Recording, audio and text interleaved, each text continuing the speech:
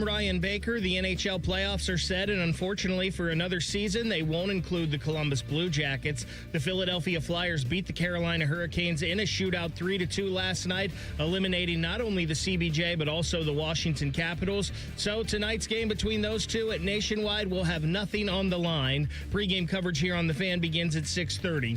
Puck drop is at 7. The Cleveland Guardians improved to 10-7 on the season with a 9-3 win over the St. Louis Cardinals yesterday. Gavin Williams pitched 5 innings to get the win. Angel Martinez and Brian Rocchio hit home runs for Cleveland. Those two back at it tonight at 7:45 in St. Louis. The Cincinnati Reds starting a home series with the San Francisco Giants at 6:40. You can hear that over on The Fan 2 tonight beginning at 6:10. This one brought to you by Metal Supermarkets, your convenience store for metal. Visit Columbus at metalsupermarkets.com or 2180 Wilson Road for your metal needs. Your morning just got more interesting. Distilled and barrel-picked for your listening pleasure.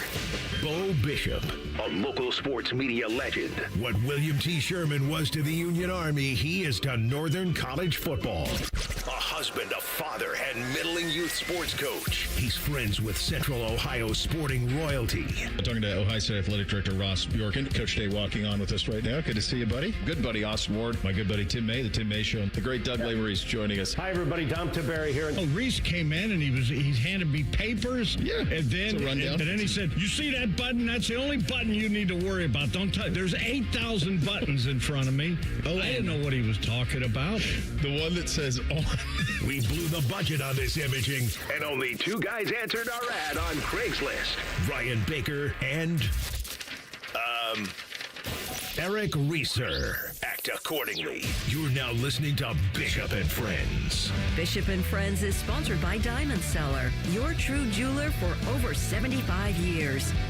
All right, let's do it live on a Tuesday edition of the program. Bo, the boys with you for the next 3. And today, that means Bake is here, and the great Joshua Perry is here as well. The Real Truth will come your way at 10 o'clock. Uncle Dom stops by at 10:30, 11 o'clock. JP and I will reflect on Rory and pressure and not being at your best, but still being the best. 11:30, our final Shelley time of the season. Yeah, you heard that right. Final Shelley time. That's because what happened last night in with Philadelphia getting the win, that eliminates the Blue Jackets, as the handsome update anchor there just said, Mr. Baker. This is 25 seasons that we celebrated to the Columbus Blue Jackets. They've made the postseason 6 times. 6 and 25. There are 32 teams in the National Hockey League. 16 makes the playoffs. It's not hard to make the playoffs. Don't let them tell you that it is. It's not hard. Half the league makes it. You should make it half the time minimum. Is that you actually? This is a tough one because they do so many things right in the business side of it, in the community side of it. They have some of the best people. There isn't anybody in this town who you're going to walk around and hear talk and say that they had a bad time at a Blue Jackets game. They're not. They're not. They put on an incredible display of sportsmanship every single time that you go there. It's a highly entertaining way to spend an evening in Columbus, Ohio. And maybe that's part of the problem, guys. Maybe that's part of the problem, is that this organization over the last 25 years entered the perfect market at the perfect time. And it allows for complacency on the ice. Because one of the things we talk about with this team all the time is how many people go to the games, regardless of wins and losses. They do. The support is there. This is a city that has grown by leaps and bounds over the last 25 years. There are all sorts of people who have moved in here. It is one of the thriving beacons in the Midwest in terms of population and how to build a city. You guys both grew up here. You've seen it with your own eyes, what's happened here in your lifetimes. And this was at one point the state capital in Ohio, and Ohio State was here. And, well, now all of a sudden it's a metropolis that's happened. And you have a major city, and the Blue Jackets capitalized on that in the biggest way possible. And so you're going to go. And by you, I mean the collective you. You're going to go because it's something to do on a Tuesday night when it's cold in February and January. And yes, there are the diehards among you who want to demand more. You want to demand more, and I think you're entitled to more. You're entitled to more than what you've got over the last 25 years. You are. I could trademark the phrase chasing the 8, and we could print T-shirts, and we'd sell a lot of them because that's basically what we made that up, 10 years ago. Chasing the 8. We've been saying that for as long as I've been doing radio here. We've been saying that. This team is perpetually chasing the 8. And that's what they were this year. That's what they were last year. Probably what they're going to be next year. is chasing the 8. That's just kind of what they are. You want to talk about just some of this, and I saw this from a Blue Jacket fan on X. I got it shared to me by a bunch of buddies yesterday. Lowest winning percentage over the last 25 years. Most losses. I think Danny Heatley, he's a Jackets fan, and he put this out there. 13 head coaches, 0 appearances in conference finals or Stanley Cup finals. Lowest point accumulation in the league. I mean, this is who they are. This is who they are. And I think we're all too easy on them. I do. I think you should demand more. I think that you should be entitled to more. I think just giving it the old college try and trying to get in isn't enough. And honestly, if they'd gotten in, they weren't going to do anything anyway, the way that this went the last 2 weeks. This one, to me, guys, is as stupefying a collapse as any that we've had. You went over it, Bake, in terms of what they had to do to get in. It was a minimal threshold. Minimal. 96 points, by the way. You're on it. You were on it. And the reality is they didn't do it. And they fumbled it as big as you can fumble it. And so now you're going to play a game here tonight where it'll have meaning because it might be Ovechkin's last game ever. Ironically, his first game was against the Blue Jackets as well. In between, he's made the playoffs a lot. He won a cup as well and became the all-time leading goal scorer in the NHL. So that's the type of thing that's happened while this franchise, unfortunately, has failed so miserably over a quarter century. It's funny, Bo, that you had that tweet up because I actually have it right here. You have it? The one about the Jackets history here. And I've said this a lot. I've said it a lot, what I think was wrong with the Blue Jackets from the beginning. And I think that they were just too damn competitive at the beginning to do what they needed to do to be really bad and accumulate a lot of talent, high draft pick talent. Like you look at the Pittsburgh Penguins. What have they done? Well, you needed Sidney Crosby, Evgeny Malkin, Marc-Andre Fleury, and Chris Letang to do that. That was a lot of years of being really bad and getting number 1 picks. You remember, or you mentioned Alex Ovechkin. Yep. He was a number 1 pick in the draft. And I know you had Rick Nash. You traded up and you got him, but you never really built anything around him. And I think one of the frustrating things for me with this Blue Jackets team, and it cost Jarmo Kekalainen his job, I believe, is he realized that this franchise was at a point where they had gone as far as they could with the roster they had. He was stripping this thing to the studs. Yeah, he was. And he was building it. And you have a lot of pieces that give you hope right now with this team from that. You have Adam Fantilli. You have Kirill Marchenko. Zach Werenski was already here, but he's become a superstar. You got a Denton Matejchuk, who could be maybe that guy to pair with Zach Werenski, but then Johnny Gaudreau comes around, and that changed everything. You were no longer in that strip it to the studs rebuild mode. You were trying to win. Who knows what this season would be if Johnny Gaudreau was still here and on this team. But you don't have that star on the team. And, Bo, I said this at the trade deadline. If you weren't going to go all in, you should have sold, because what you could have got for your unrestricted free agents could help you get that piece to put next to Adam Fantilli, or that guy to put next to Zach Werenski on the blue line, that extra centerman that maybe you needed or whatnot. And I think I understand why you do it, but the flip side is this right now, and you're on the outside looking in, and everybody's talking about this collapse. Maybe this is just what this team was, right? And that's not a terrible thing, because you were better than you were last year. You've got a chance to go out and win tonight, in the season with 94 points. That's 5 points better than you did last year. You've got 40 wins. You've only done that 7 times in your history. Yeah, you just did it there. Maybe the balance, right? And maybe you get up to number 2 in the Metro, and you're like, all right, you control everything here. But we always knew that bonus bump was going to come back down to earth. Maybe you just didn't know it was going to crash down to earth. I think the point that you made, though, Bake, about at the trade deadline, what do you do in that scenario? It felt like they had to get the job done. And you make a great point, the idea of the bump had to come down. Over the last month, it's been miserable. It was worst team in hockey, and not trying to be, not trying to exaggerate that, but just the way that they played, it wasn't getting it done. But the idea now, too, talk about talent accumulation. How do you get things better? What do you do with your roster? Now they're going to have to make some decisions here in the offseason. But I was in Chicago last handful of years watching the Bulls, covering that team. They were a play-in team, and they weren't any better than that. And you could see it in the draft. They just weren't in a position to accumulate the talent they needed to take the next step. And now you're kind of sitting here saying, okay, we like some of the top guys we have on the roster, certainly. We need to find ways to get better, maybe a couple more impact players, but also to build depth. And I'm just not sure that you're in a spot where you're going to be drafting now and cap space, all the different things you're going to have to do to actually take that step. So that's the frustrating part for me is you had to get it done when you had that opportunity. Right there after the deadline, you made a decision, you were all in on this year. There was no other option but to make the postseason, then try to see what happens from there. And now we're stuck kind of telling the same story that we've told in years past. Josh, we've told the story for 25 years. Yeah. We really have. I mean, you know, I don't know. And it's crazy because it's as healthy a franchise as you're going to find in terms of the fan base being what it is. In terms of, and maybe that's part of the problem. Maybe we're too good of a fan base. Maybe we're too kind. I mean, Bake, look what you just did right there. You just rationalized it. You just said if they're 5 more points than they were last year, like as if this is good enough. And I know where you're going with it. I know that's not where your head is. Your head is, look, this is part of a big build. We've got some pieces, but you're one of the diehards. And you're looking for a glimmer of hope is what you're looking for. You're looking for a ray of light that at one point this will be built correctly and it'll be sustainable.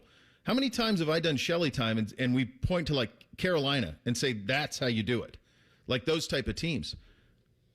Like we talk about that all the time. We do not hold them to the standard, certainly, that we do Ohio State football. Guys, don't let anybody tell you it's hard to make the NHL postseason. Stop it. Half the league makes it. It's hard to win the cup. Okay, fine. That's a different conversation. Very difficult to win the cup. To make the postseason? Half the league does it. Let's stop acting like making the postseason is hoisting Lord Stanley. And maybe, if we do that, there will be some feet held to fire a little bit. Because I don't know that there's anything that's going to happen this summer that's going to put us in a position where you're one of the contenders in the East next year. Hard to imagine it. Lots more on this. Lots to get to. Ryan Day in about 27 minutes, about 17 minutes as we get closer to spring game on Saturday as well. Off and running on a Tuesday. Bishop and Friends right here on The Fan. Unlike your deadbeat uncle, we'll never leave you stranded in a ditch when you were 6. This promo may have been a touch too specific. The Fan. This is Gordon Miller from Miller Lending, the original home of the no-cost mortgage. If you've been in the market for a new home or just wanted to take advantage of lower rates, recent events have shown exactly why Miller Lending chose to offer a way around bad timing with our no closing cost program. With no fees rolled in or charged, including the cost of title insurance, you can simply close on today's rates and refinance free of charge as rates improve.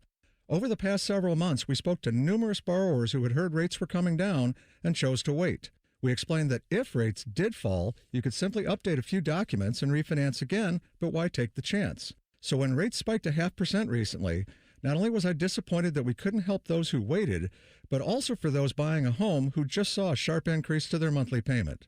So while we can't control the market, we can offer an alternative. Eliminate timing and say goodbye to closing costs forever. 877-9-NO-COST or simply apply online at nocostmortgage.com. Miller Lending is an equal housing lender and MLS number 250-2146. There's an old story about cat toys that's been retold for over 20 years because it perfectly explains who we are. This is Dennis Sullivan, president of Care Heating and Cooling. Years ago, a couple who shared their house with 3 cats had another company out to look at their furnace. After working on it, the technician said it was dangerous and had to be replaced. The couple called Care for a second opinion, and my dad Mike went out to help them. When he inspected the furnace, the cause of the problem became obvious. A cat toy had been stuffed into the heat exchanger. With the toy removed, the furnace ran perfectly. Now, how did the toy get there? You can decide for yourself, but here's what mattered then and still matters now. The first company paid commissions to their service techs to sell new furnaces. At Care, we pay our technicians to fix furnaces, not sell you a new one. And if a new furnace is needed, our team of replacement specialists will advise you on all options available and help you make your best choice. Care Heating and Cooling. Call 1-800-COOLING when you need a company you can trust. Coffee, sandwich, hash browns. Tired of the same breakfast routine? Time to refresh your morning ritual with a $6 Tim's Trio from Tim Hortons. It starts with a premium blend of freshly brewed coffee, a hot, savory breakfast sandwich made with freshly cracked eggs, and for a tasty twist, a daily baked donut to sweeten the deal. Ask for the $6 Tim's Trio. Your morning ritual refreshed. Only at your neighborhood Tim Hortons. At participating U.S. restaurants, must ask for offer. Medium coffee only. Terms apply. I'm Leslie from Pella Columbus. And I'm Wilson from that other window place. Wilson, energy bills have been crazy as of late, which has had our phone ringing off the hook. Pella windows give you both a home makeover and often an energy bill makeover. We hear that all the time at the other window place. We love the makeover. No, wait. We want a do-over. That's what they say. Is do-over and makeover the same thing? Get the windows that homeowners rated the leading window brand in Columbus at PellaColumbus.com.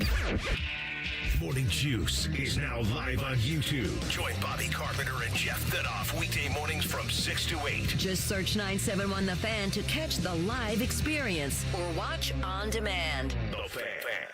Sometimes, tough times are a test, a chance to prove ourselves. Colleen O'Donnell proved her grit in Laredo, Texas, when she served as an immigration judge and faced the worst of the worst: human smugglers, gang members, dangerous people. Colleen ordered them to be deported, never granted asylum once, and enforced the law to the letter. Now, Ohio needs tough leadership on the bench, so Colleen O'Donnell's running for Ohio Supreme Court as a constitutional conservative with 10 years of prior judicial experience. Ohio Right to Life PAC endorses Colleen for her devotion to our conservative values. America's toughest immigration sheriff, Richard Jones, endorses Colleen O'Donnell for her dedication to public safety. And the Ohio leaders we trust support Colleen O'Donnell for her unwavering loyalty to the rule of law and the Ohio State Constitution. The grit to lead, the experience to succeed. Colleen O'Donnell for Ohio Supreme Court. Paid for by O'Donnell for Ohio. Fan weather. From the Logan AC and Heat Services Weather Center. Chances of showers and thunderstorms develop this afternoon, otherwise partly cloudy to mostly cloudy with highs in the low 80s and breezy winds. We'll see partly cloudy skies tonight with overnight lows in the 60s. And then for Wednesday, we do have a chance of showers and thunderstorms again in the afternoon, otherwise partly sunny, breezy, and warmer with highs in the mid to upper 80s. For The Fan, I'm meteorologist Meredith Garfolo with the 10 Weather Impact Forecast. During this 10-second promo, Rothman will lose money gambling on something. People like you come here and blow the family nest egg that built this town. Rothman and Ice. Weekdays from noon to 3. The Fan. If you love a good pie analogy, think of the cap as a pie. And once you take out one piece, there's less left for the next guy. Then this is the radio show for you. You're listening to Bishop and Friends. Indeed, you are. JP, what do you think fans in a given town are entitled to from their franchise? It's a rough question. So I choose violence on a Yeah, I mean, the idea of entitlement is tough, but you're paying, right? Like when you're a fan, you're a customer. Yes, you are participating in the franchise in that way. And I think you want something that you respect and appreciate, and ultimately you want winning. When you are showing up and when you're buying jerseys and you're doing all the different things, concessions and whatnot, you want winning. And the question that was asked, I thought was a really intriguing one about feet being held to the fire. Like, whose feet are we talking about in this scenario? Because it feels pretty, to me, it feels pretty obvious. I think the front office for this year did a pretty good job. Right? You have to fire a coach. You go out and you hire a guy who gets things back on track. Thought they did a pretty good job with the roster. Like it certainly feels like an ownership thing at this point. But what do you do about that? Right? You like it's owners. Yeah, it's not up to you. So I think that's where the biggest question and the biggest pain point comes in a conversation like this. Yeah, and here's the reality of it, and we think about wherever they go from here and all of that. And I really do believe that a lot of, I mean, this is what's pretty crazy about this. And Bake, you live this. I don't think that I'm overselling this. I think the Columbus Blue Jackets are beloved in this town. Beloved. There's certainly a group. Yeah, there's a diehard group for sure, that whatever that is, 50,000, whatever. And then we always talk about then you jump on a bandwagon in January and you see where it takes you. And when you have, I mean, think about how we talk about that one series victory over Tampa. We talk about it like it was a run to the cup.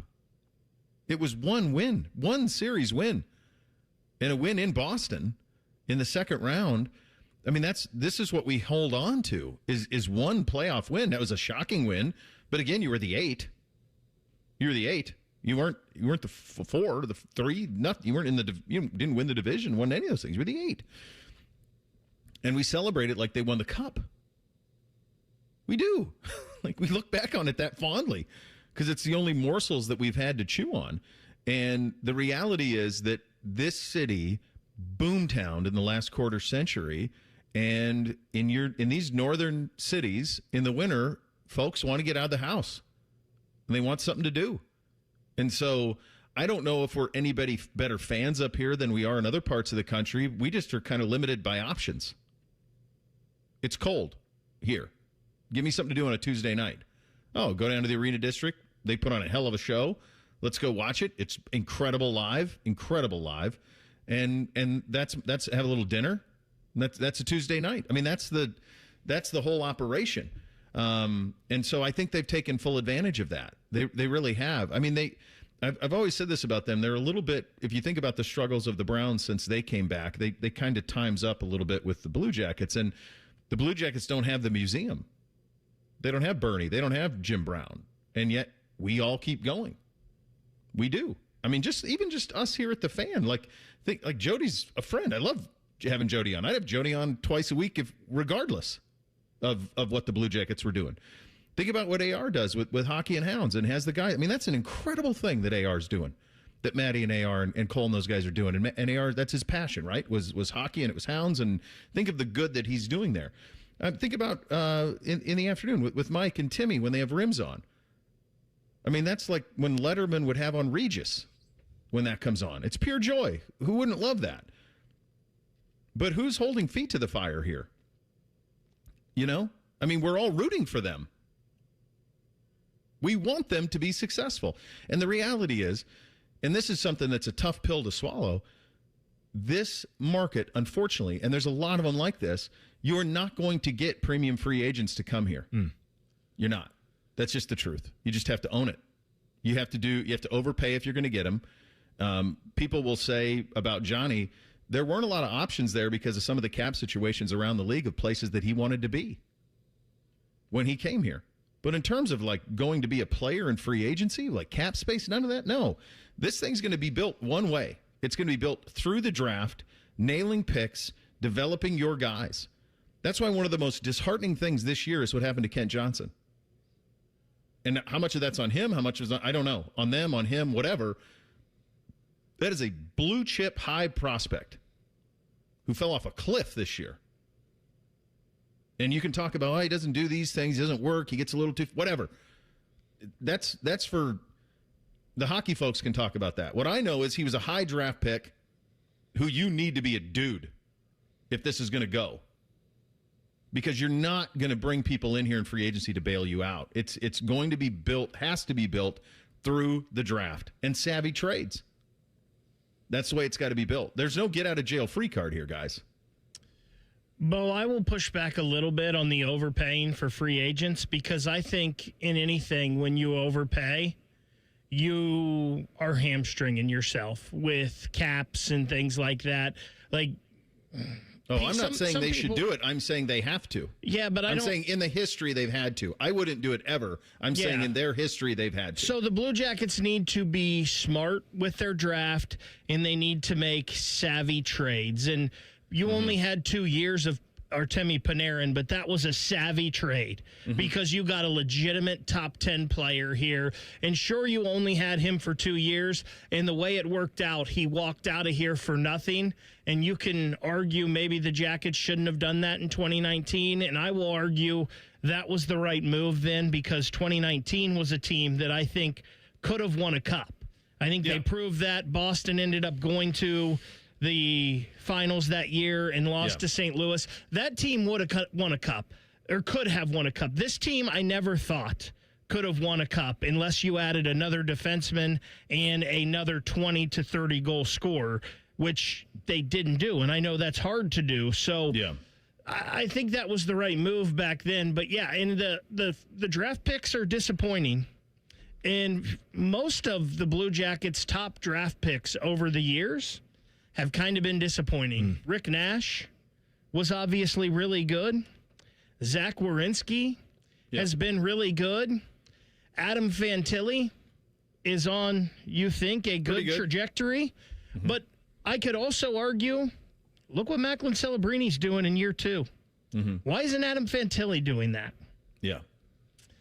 Leo Carlson had a great year this year for Anaheim. And I understand Adam Fantilli had a career-high year in points this year. Mm-hmm. He's a really good player. He's also your number 1 center right now. And on a team that's in the postseason fighting for a Stanley Cup, he's probably a number 2 center. And that's just the reality of it right now. Now, maybe we need a coach that comes in here and just leaves this hands off of Adam Fantilli and lets him loose and says, you go be you, be a wrecking ball, be a force. Maybe they're just trying to fit guys in a hole, and it seems like it's always, we got to play better defense. We got to play better defense. Maybe sometimes your best defense is just letting these guys go get the puck and have it on their stick and let them play their style of play. I don't know if that's what happened. I don't know if this is what Adam Fantilli is. I don't know if this is what Kent Johnson is. But stay there for a second on him.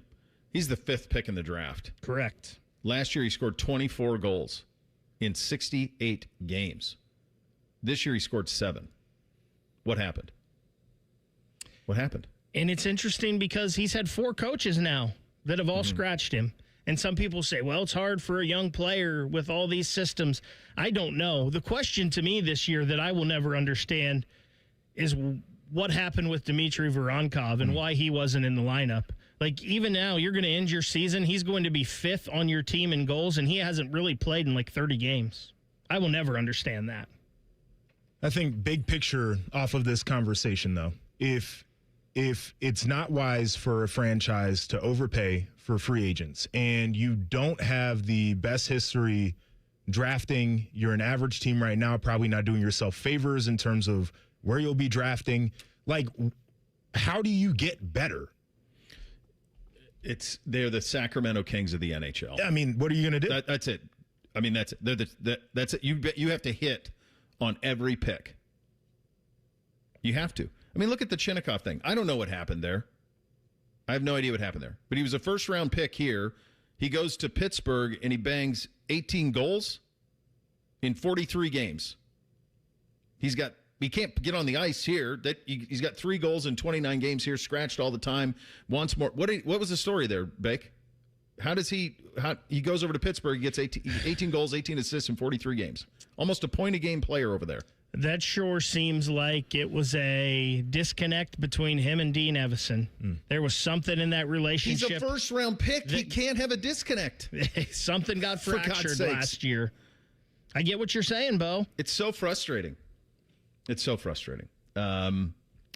revisit this with a little bit of Shelley time coming up, which will be pure joy. With Jody at 11:30. I look forward to that. Coming up next, the spring game getting closer. What are things we need to look for? We'll lean on JP heavily here. That's coming up in 2 minutes. Bishop and Friends right here on The Fan. Working your way through that home projects list, that means more flushes, more showers, more fiddling with the thermostat. Trust the pros at the Waterworks with your plumbing, drain, heating, and cooling needs. Our certified pros can repair or replace your air conditioner or furnace. Clogs? Call the Waterworks. Drain issues? Call the Waterworks. Plumbing problems? Call the Waterworks. HVAC breakdowns? Call the Waterworks. The Waterworks. Trusted and certified plumbing, drain, heating, and cooling experts. Aviators football returns Friday, April 17th, 8 p.m. kickoff. The first 5,000 fans through the gates take home a free team flag. Grab your tickets now at uflaviators.com. United we fly. Hey, it's AR here for Germain Honda of Dublin. If you've been thinking about upgrading your ride, now's the time. It's the Honda Spring Event at Germain Honda of Dublin, and they've got seriously low lease rates on the Honda HR-V and Civic for well-qualified buyers. I'm talking reliable, fuel efficient, and fun to drive without stretching your budget. Stop by Germain Honda of Dublin on Sawmill Road, just south of 270. Check them out online at germainhondaofdublin.com. The Honda Spring event won't last forever. With Aetna, I always get a quick answer, and I don't have to search on the internet. They go above and beyond to help me with whatever I need. Those words from a real Aetna Medicare Advantage member speak to why U.S. News & World Report named us a best Medicare Advantage company. Because we show up on calls with members and doctor's offices when requested. We show up with access to convenient care options. We show up for you. Because that's how healthier happens together. Member feedback has been edited for length and clarity. For more than 25 years, Brothers Roofing and Construction has been serving Central Ohio with dependable roofing, siding, and exterior repairs. We do the job right the first time. So if quality matters to you, visit brothersroofingconstruction.com. Bishop and Friends is sponsored by Diamond Seller, your true jeweler for almost 80 years. The Fan, Ohio's sports destination. What's up? What's up, man? What's up with you? All right, here's what's up on a Tuesday edition of the program. This Saturday, the unofficial start of spring in Central Ohio. It is the spring game at Ohio Stadium. Ryan Day was available yesterday. Here is what the spring game is going to look like. Yeah, we'll do a game. Probably have a drive or two that will be thud, where we'll be tackling and playing a full game. So, we're excited about that. I think it's a great opportunity because of our numbers to let guys get out there and play in front of a good crowd. It sounds like we're going to have a good crowd. And, for 51 of our new guys, now I guess not all of them will be participating because a couple of guys will be dinged up, but that'll be their first time playing, in front of a crowd. So, great opportunity for all of them to grade out and finish off their spring the right way. And that's, we've been grading every practice and really evaluating every practice. So I know that they want to finish this last week strong.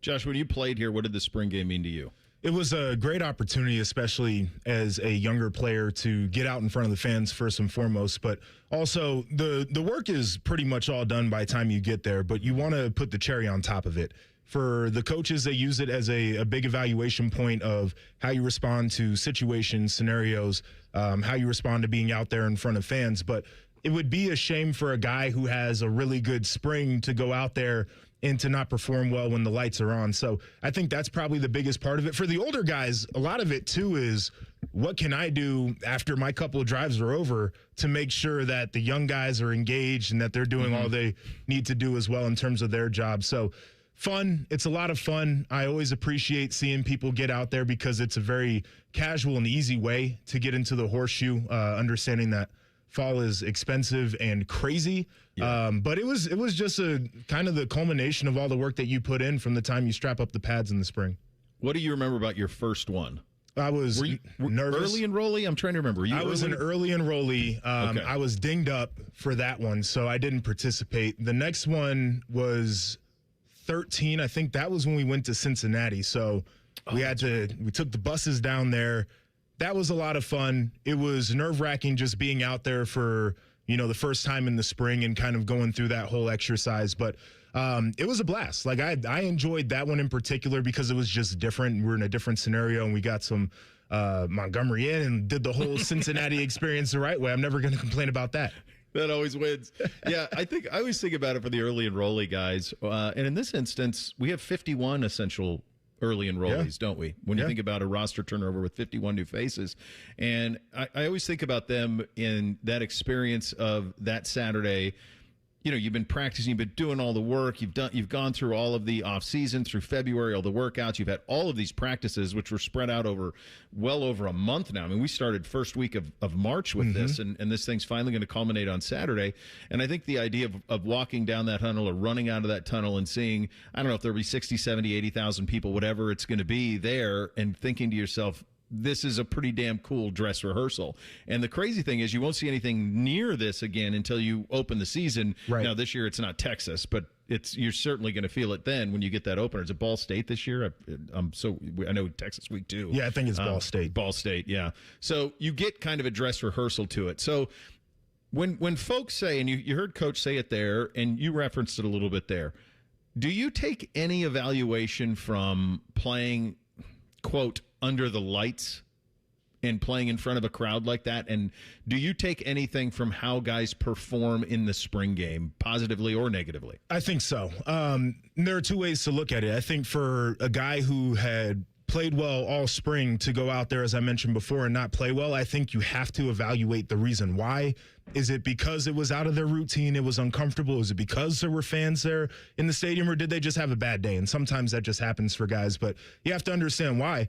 I think there's the opposite thing that goes on too, where guys who you weren't really expecting to become a guy for you, all of a sudden they go out in the spring game and it's like, oh man, this dude's all over the field. Mm-hmm. Why doesn't he practice well? Why hasn't he earned our trust by now? So I do think this becomes an evaluation point.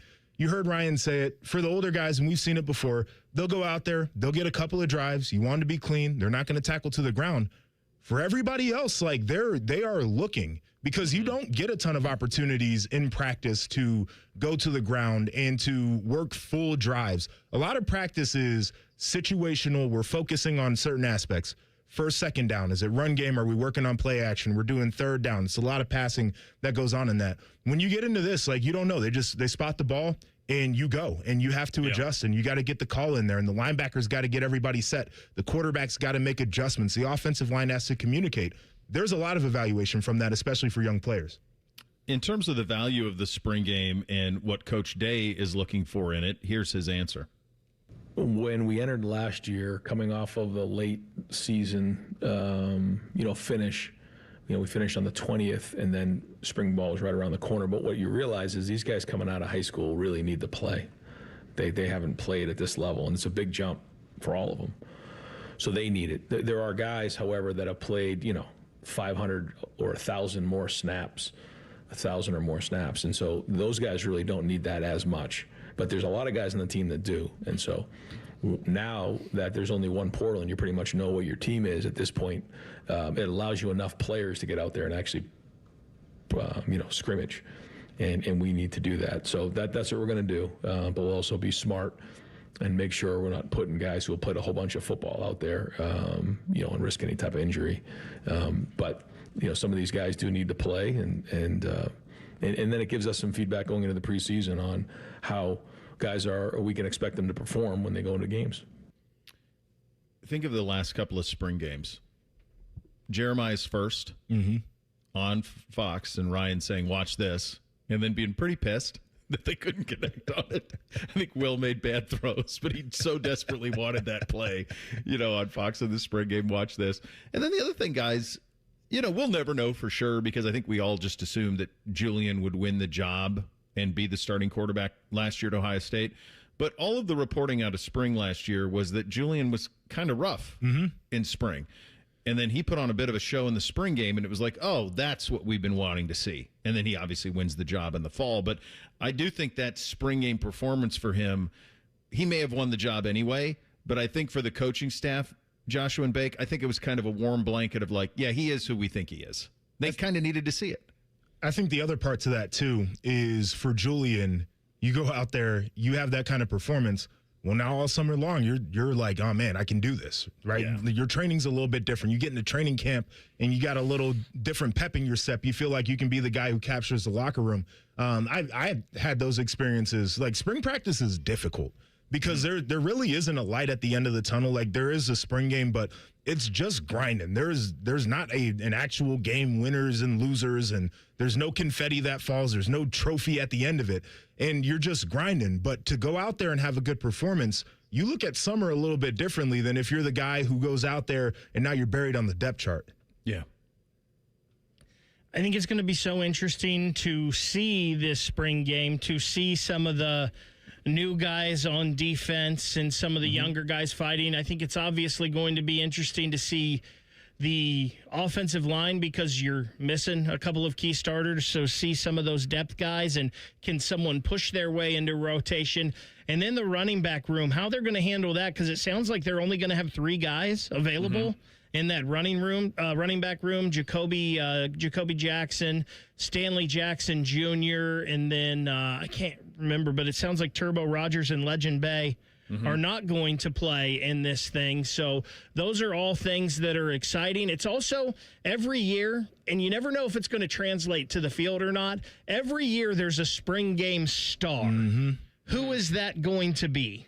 So I'll piggyback off of the running backs for a sec. I feel like the spring game is usually more of a 7-on-7 than anything else. So those guys better be ready to do some pass pro is the thing that I would say. You also mentioned the offensive line. I dropped in on a practice last week, and it was unique to watch from the standpoint of they're not putting training wheels on any of the guys who are in there that aren't starters, that are in there due to injuries. I mean, they were heating them up with the defensive line. It was a kind of a scrimmage day, more of a pass emphasis. So the defense has an advantage in those situations, but they're trying to get guys ready to play. And so I think in this scenario, you don't want to put anybody in a bad spot when the fans are in there and it's going to be on TV. But at the same time, like, they're expecting guys to step in and to be able to play to a certain level, regardless of what happens, because you never know in the fall, guys go down. You got to be able to put the next man up. That's what Ohio State's done for a very long time. Yeah, you're right. I think from the running back, it's just going to spin it. And we'll get to this a little bit in the real truth in terms of what I think is going to be kind of the big takeaway from this by the time it's all said and done. And it will be a quarterback, and it probably won't be Julian. But I have a feeling you're going to get a big taste of his backup on Saturday, which will make a lot of people very happy. So there's a lot of fun to be had in this. The other thing I want to get into a little bit later with Joshua and Bake is, what will this thing look like in 5 years? Because we have all sorts of programs around the country that are trying different things with the spring game. And much like in the sport, they're kind of grasping at straws. What's this thing look like in 5 years? We'll get into that as the program goes along as well. Coming up next, the Buckeye basketball roster for next season taking shape. And Devin Royal has a new home. We will get to all of that coming up next. Bishop and Friends right here on The Fan. We're known for three things: games, conversation, and Common Man yelling about things only he cares about. The Fan, Ohio's sports destination. Performance matters in intimate moments. Don't let ED ruin them. This is Jeff for Tri-State Men's Health, and I want to assure you that if you're like the vast majority of guys, you don't have to suffer with ED anymore. In fact, you might be pleasantly surprised at how the right treatments could positively impact your love life. At Tri-State Men's Health, our advanced medical therapies go far beyond pills. We have treatments that are effective in well over 90% of cases, and we offer specific and combinative treatments that can dramatically enhance both your performance and your stamina. You could even last up to an hour or more and bring a far greater level of intimacy to both you and the one you love, perhaps performing like you haven't in years. So call us today and find out why our advanced treatment strategies offer so much more. Your first visit is just $99 and gets you blood work, a medical consult, and if medically advised, a test dose. And if that test dose doesn't work in the office, your visit is free. Call 800-900-9654 or go to tristatemenshealth.com. Tri-State Men's Health, advanced medical science to improve men's lives. When you saw your heating bills this winter, did you think this is out of control? The problem is your house is leaking money, and the only thing higher than your heating bills are your cooling bills. Steve here from USA Insulation. Let us fix your energy bill problem for good. If you aren't foam insulated, you really aren't insulated. For $99 a month, interest-free, we'll foam your home and help cut those energy bills. 529-2440 or USAinsulation.net. USA Insulation. Common Man here for Weed Man. I talk to you about Weed Man every year. Why? Simple. Number one, I use it. Number two, it works. You want to get those lawn roots thick, baby, because when that happens, they resist weeds, disease, and insects, and they're using top-of-the-line stuff. We're talking golf course quality. Weed Man is locally owned and operated by Corbin and Audrey. They will take care of you. Proudly serving Central Ohio and our Dayton friends. Call your local office, 614-733-3747, weedman.com. Hey, it's Bobby Carpenter at Germain Toyota of Columbus. It's all about you, your drive, your style, and your budget. Stop in and see Marcello. He'll get you rolling.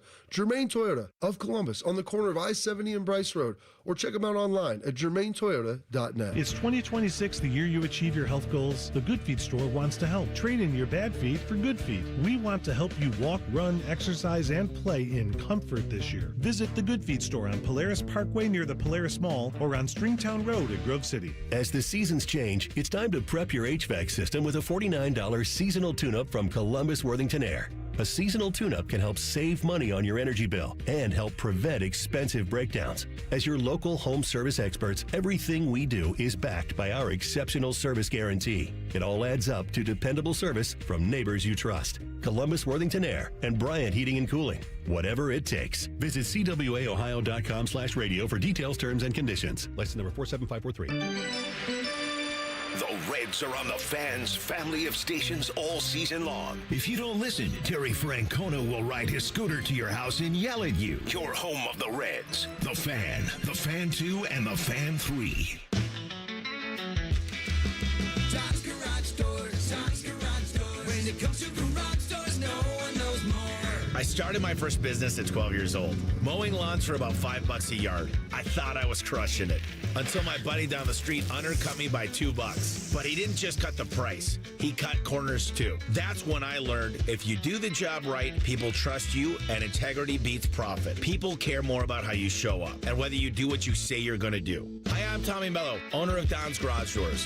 From garage door repairs to upgrades, we show up, we crush it, and we stand behind every job. We only use the best parts, and the spring's guaranteed to last a lifetime. Because when you care about the people you serve, you work harder, and it shows. From repairs to upgrades, call Don's Garage Doors today or schedule online at donsgaragedoors.com. And yeah, we still beat the other guy. John's Garage Doors, John's Garage Doors. When it comes to garage doors, no one knows more.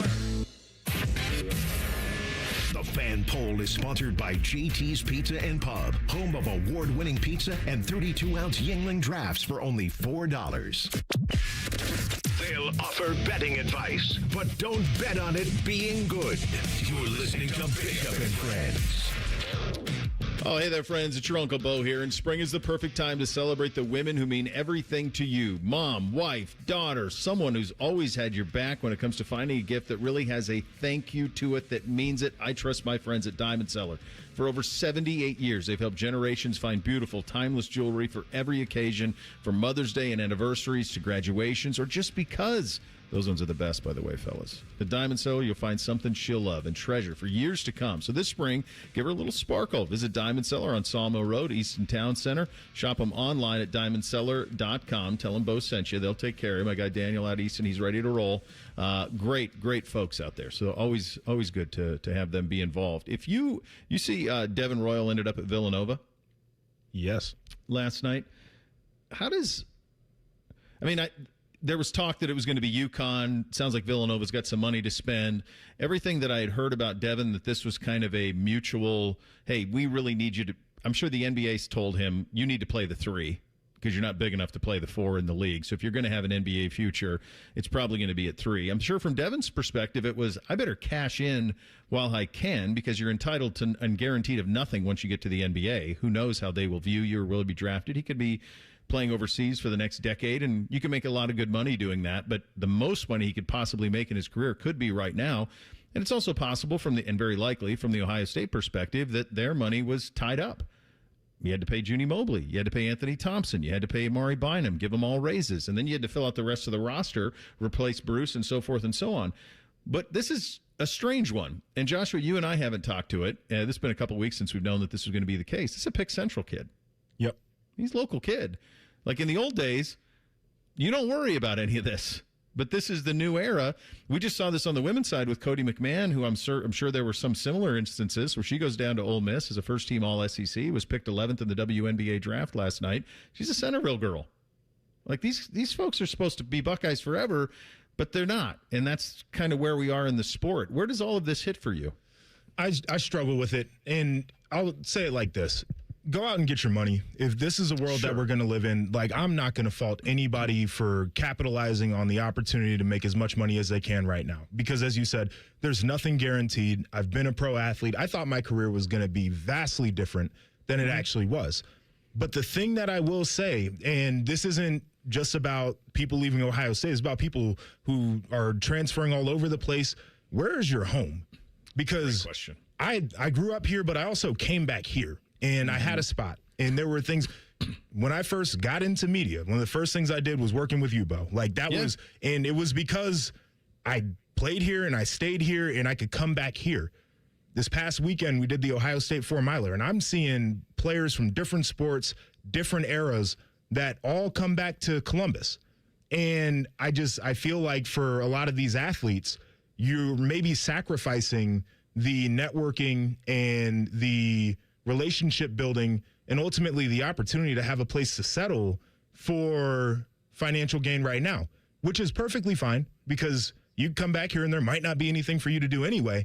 But that part, that's the part I really struggle with. Like, there's a big picture of the 4-year transaction versus the 40 years that come after that and what you do with those. And I think there are players that are just kind of lost out there. They've burnt bridges and left in ways, and I'm not saying these players in particular, but some have left in ways where they cannot go back to where they came from.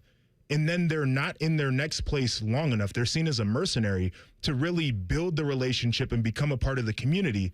And then when you got to get a job, who do you network with? And it's a tough question to answer. It is one of those things that doesn't get enough. It doesn't get enough attention, what you just outlined. There's a legendary high school football coach at Tallahassee Lincoln, and they had NFL kids in every recruiting class. This is late 90s, early 2000s. I get to know him in the early to mid 2000s, named David Wilson. And he had a bunch of number one, Antonio Cromartie, like guys who were number one players in the country, football guys. And he would tell them this, especially for those who, even really all of them, even like Cromartie, who was USA Defensive Player of the Year and all of these things. Obviously, he was good at impregnating women as well, but that's a whole other story. Or maybe bad at it, depending on how you want to read that. But Cromartie, what he told all of them was, go to school in a place you want to live because you don't know what's going to happen. You think you're 10 feet tall and bulletproof and you're going to play in the league for a decade plus and you're going to make millions and you're going to have a house in La Jolla and you're going to do all of these things. Things happen. Things happen. And the next 4 years, to your point, I know Ohio State says this a lot, next 4 years set up your next 40. Not everybody is Jeremiah Smith. In fact, the gross majority are not. And so you have to think about, when you hit that, you think about that exactly with what just happened with Devin. I mean, how is he not a Buckeye for life? Yeah. But I don't know. And maybe he is. Maybe everybody's okay and it ends amicably. I don't know. But like when they do like the thing in the summer when everybody comes back in 5 years, is he coming back or does he go to Villanova? It's a great question. I mean, it's a legitimate question. Regardless, there's value in that. There is. And regardless of how he ended it within the program, if it was a mutual thing, if it was otherwise, if you're a person in the community, a fan of Ohio State basketball, and you also run a big insurance agency, and you look at his career and ultimately what his years here were like, and then he goes somewhere else, what do you remember about that? And it's like, is that a guy who you're like, man, I want you to be a part of my team right now? Sure. And it's just the unfortunate reality of where we're at right now. And this is not to become a discussion about the character of these people. I don't think any of them are bad people, but it's just the way the world is working right now. Like, you're going to be left behind and forgotten, unfortunately. Look at, and it's just it's a drastic comparison on the court and off, obviously, but just look at Bruce Thornton. Bruce Thornton can live in Columbus, Ohio, the rest of his life and do whatever he wants. Yep. Whether that be media or whether that be, as you said, selling insurance. He might just be able to show up places and just be him and get paid. Yes, and people want to have him doing appearances and that forever. Bruce Thornton is forever. I mean, he's getting a Medal of Honor as a Buckeye here. So it is something, and JP, you're the first one that I have ever heard talk about that, and I heard you talk about it a while ago, but that relationship with the community and the town is so important whenever your career ends. It was huge for me. Like my career ended abruptly, and I'm sitting out here and I'm like, what am I going to do? And I just went home. That's what I did. I went home and things ended up working out really well because I had a home. Yeah, and this city puts its arms around you. Yep. You do right by it, it'll do right by you. In terms of some of the craziness in the portal, Jeff Goodman with this was over the weekend. He had a tweet saying one high major coach told him, this has become a joke. We got guys who average 3 points a game asking for $1 million. It's completely out of control. Yeah, that's happening. Well, and we talked a little bit about this yesterday. Hey, coach and coaches, stop giving it to them. Stop paying them. But will they? No. We know they won't, because you miss out on Flory Badunga, and you miss out on the guy behind Flory Badunga and the guy behind him, and you're Kentucky, and you're like, God almighty, we got to have a shot blocking 4. Here's a guy who averaged 6 points a game at St. Mary's with 4 blocks. Maybe he'll be special here. Fine. Give the money we're going to give to Badunga. Give it to him. We got to get somebody. That they can't help themselves. Don't go They're complain. like little kids without being told no at candy. I'm with you, Bake. Don't go complain If to you're going to do Goodman, it, then I agree. we got to stop whining about it. Stop complaining about it, man. Yeah. Like, you created the problem. Say no. You don't have to pay somebody that. You're choosing to. You can It's on say you. no. You can yes, say you no. can. Second hour of the program up next. We kick it off with the real truth and a prediction of who we think will be the star of the spring game. Bishop and Friends right here on The Fan. 1, 2, 3. Here at The Fan is always football o'clock. Proud to be your home of the Buckeyes, Browns, and all the NFL games you can handle. The Fan. Hey, what's up? It's T-Bone. Tired of snoring? Sleep Better Columbus can help with a custom mouthpiece that opens your airway and stops the snoring. No mask, no noise. Call 1-800-MORE-SLEEP or visit sleepbettercolumbus.com today. Stop snoring, sleep better, live better. James Laurinaitis here for my guys at Green & Sons, the premier Kubota dealership in Central Ohio. I love my Kubota tractor, RTV, and zero-turn I got from Green & Sons, and you can check them out online at greenandsons.com or visit them in store in Mount Sterling or north of Marysville in Raymond for all your Kubota needs. Colin Man here for Hollywood Casino Columbus. Oh, Mikey, did you know something new is coming and it's right around the corner? What is it? Now you can stay while you play. It's the all-new Hollywood Casino Columbus Hotel. It's coming June 12th, and we want you to celebrate with us as we open the doors with a can't-miss concert and festival. And here's something for you this month. It's the Win Your Way drawings on select Wednesdays and Saturdays. You can score $100,000. Plus, coming in May, it's the Hollywood Tribute Concert Series. Ooh, must be 21 to enter. Gambling problem? Call 1-800-589-9966. Coffee, sandwich, hash browns. Tired of the same breakfast routine? Time to refresh your morning ritual with the $6 Tim's Trio from Tim Hortons. It starts with a premium blend of freshly brewed coffee, a hot, savory breakfast sandwich made with freshly cracked eggs, and for a tasty twist, a daily baked donut to sweeten the deal. Ask for the $6 Tim's Trio. Your morning ritual refreshed. Only at your neighborhood Tim Hortons. At participating U.S. restaurants, must ask for offer. Medium coffee only. Terms apply. Fall is a season of change, and Hinderer Motor Company is turning over a new leaf with big savings. This is Justin Hinderer. Right now, any one of our participating locations is paying up to $3,500 over Kelley Blue Book value. That's right. Drive in your current vehicle and leave with one of ours today. Don't wait. The leaves are falling and so are the prices. At Hinderer Motor Company, we love what moves you.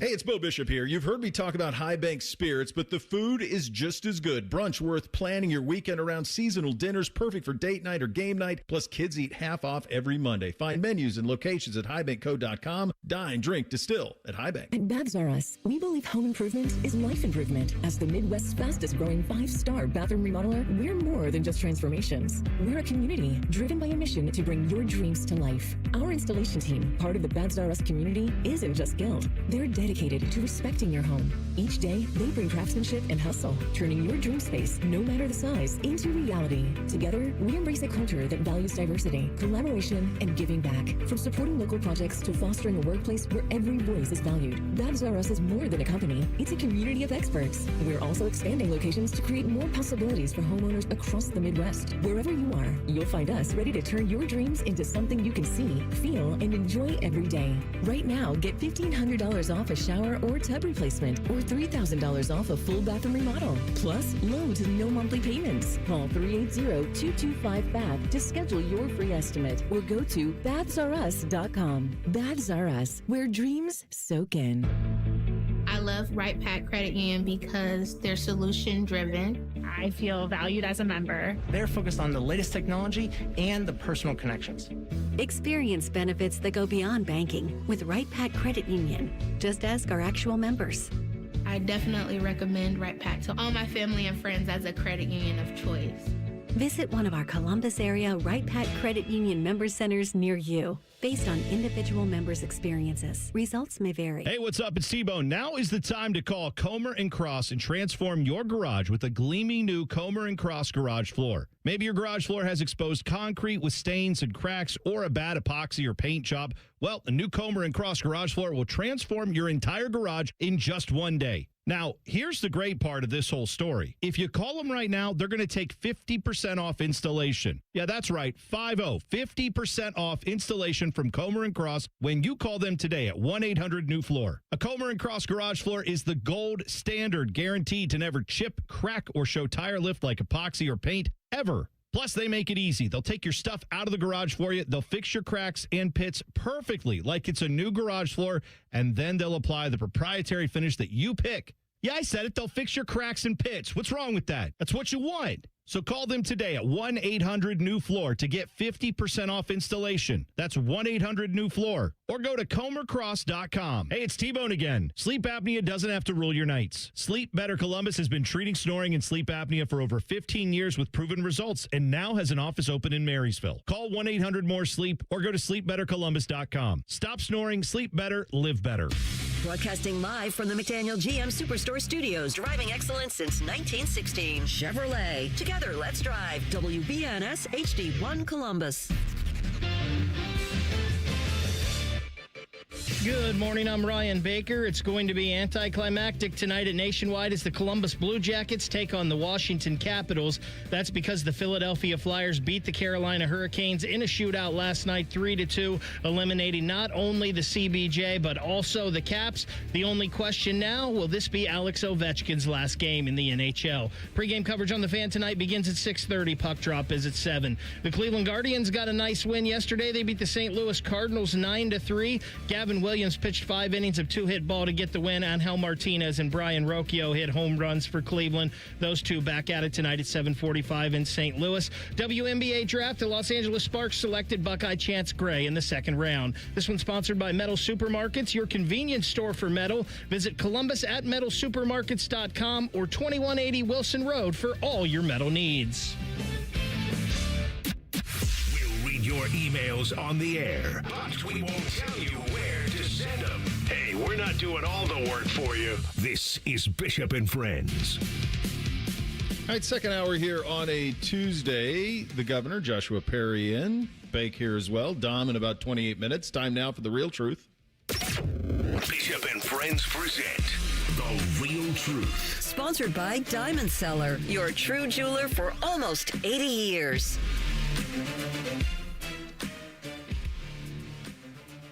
All right, let's get this thing started. Tavian St. Clair. He will be the star of the spring game on Saturday. Is that the real truth? I think there's a real good shot. I think Julian will get a couple of series, and I think they'll let this kid cook. And I think they should let him cook. It appears that he's being a loyal soldier. He sat last year. He's going to sit this year. And then the thinking would be that he would be the starting quarterback next year when Julian goes off to the NFL. I haven't seen him play. Like, really. I haven't. Josh, I know you're high on him, right? So Yes. I think that there is a carrot here that when you have the opportunity to hold a carrot, you go ahead and you let him eat. And so I would think that they would let him eat on Saturday. I think there's a very good chance that this will be the real truth. I think so as well. I know they've worked really hard in developing the whole second team offense this spring, but in particular, like coaching him hard and giving him opportunities to be able to show out. He's a big, good-looking athlete. He throws a very good-looking ball. There's a high probability that he can be a star in the spring game. And if it's not him, I wouldn't be shocked if it's one of the young wide receivers, but it's either going to be Tavian or one of the young wideouts. I love that you said that last part there, Joshua. And there's a lot of me that wants to say this is the real truth because I've heard from people like yourself that Tavian St. Clair looks really good this year. He's totally changed from last off season. I just have a sneaky suspicion that this might be a coming out party for Chris Henry Jr. We haven't heard a lot about him this fall. All the talk has been about Brock Boyd in that receiver room as the young receiver, first freshman to lose his black stripe. Chris Henry Jr. hasn't even lost his black stripe. So a big game on Saturday in the shoe. he gets his black stripe removed afterwards. I think it's Chris Henry Jr. that's going to be the one, Bo. Yeah, I mean, I think that's in play. I mean, you want to have fun. You got to give the fans what they want a little bit. You got to give. This is BTN broadcast, right? So you got to give Tyvis Powell. TP. Oh my God. Yeah. Color commentator. I got to listen to that guy. Oh yeah. It's bad enough I got to do it every morning. He's going to wreck my spring game too. God Almighty. Hey, this is one thing I'm curious both you guys' take on. If we get to next spring and Tavian is the starter. And I don't think it'll be a competition. I mean, Ryan will make it a competition, but it won't really be. But let's say he's the guy. And let's say they don't bring anybody in. Nobody comes in the portal. He's the guy. Will he be the last quarterback that Ohio State recruits and sits for 2 years before playing? It's a hell of a question. That is a hell of a question because the likelihood is, yes, he would be the last one. Yeah. I also think that there is a strong track record with Ryan Day in quarterback development and the guys that you get to throw the football to, that if you get that special kind of guy who's like, I'll take my time because I know I've got tens of millions of dollars waiting for me in the NFL, I would do it. I think the likelihood is, yeah, it would be the last one, but I wouldn't be shocked if we saw another one. Yeah. Yeah, I don't think he'll be the last one either, just because Ryan Day is in on the top quarterbacks every year. And I think you are going to get someone like, so let's say Tavion is the guy next year. And what if Tavion has a great year and he's a one-year starter and is off to the league? Sure. Brady Edmonds is coming in right behind him, and Brady Edmonds may not have to wait that long. Of course, things could change tomorrow. Yeah. But I don't think this is the last one just because Ohio State is going to still be in on the top quarterbacks every year. No. They're going to continue to recruit the top quarterbacks. I'm not suggesting that. I'm saying a top quarterback comes here and sits for 2 years before playing. They're going to recruit in every cycle. They're going to go after the 5 stars. And then if they don't hit, then they'll go to the portal and try to do what they did with Will. But in I think this is such a rare instance of a five-star guy sitting for 2. I mean, I just don't know if you'll see that anymore. I think it takes a special kid, too, and a communication. Like, everyone's got to know where they are. It does take a special kid.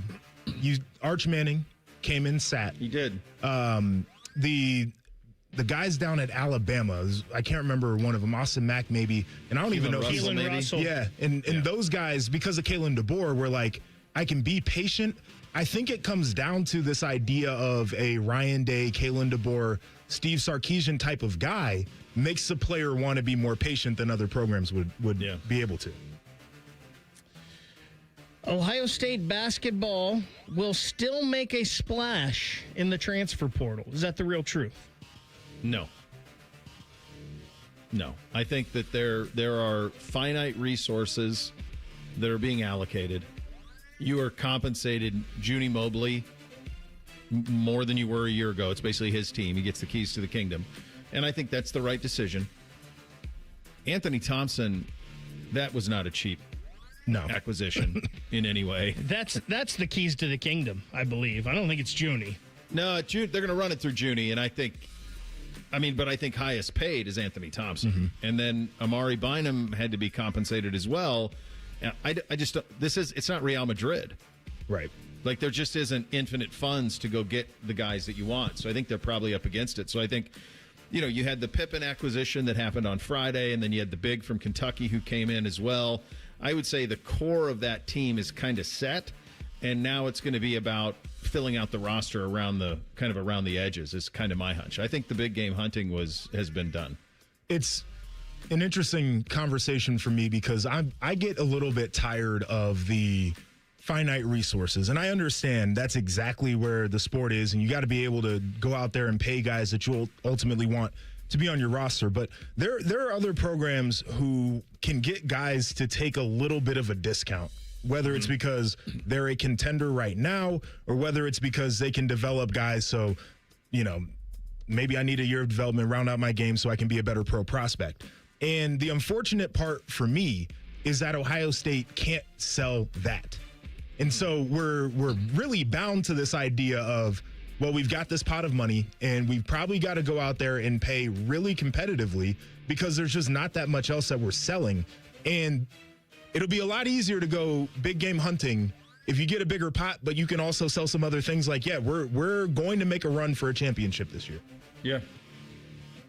So they've been rumored to be in on Jalen Harrelson, who is a combo guard from Notre Dame. He's the 25th ranked player in the portal. I don't know if I consider that a splash. I don't think it is. I would, Bake. I would consider that a splash. I don't think he's coming here, but I think that would be a splash. There's also the guard from Kansas State who they have a Zoom with on Thursday, Abdi Bashir Jr. He is ranked a little bit lower. He's a guy that I think could fit in good here. He shoots 45% from three. I think that's something that they could use. Again, I don't know if that is a splash, but I feel like this transfer portal is kind of what you laid out, Bo, and kind of what we thought for this Ohio State basketball team.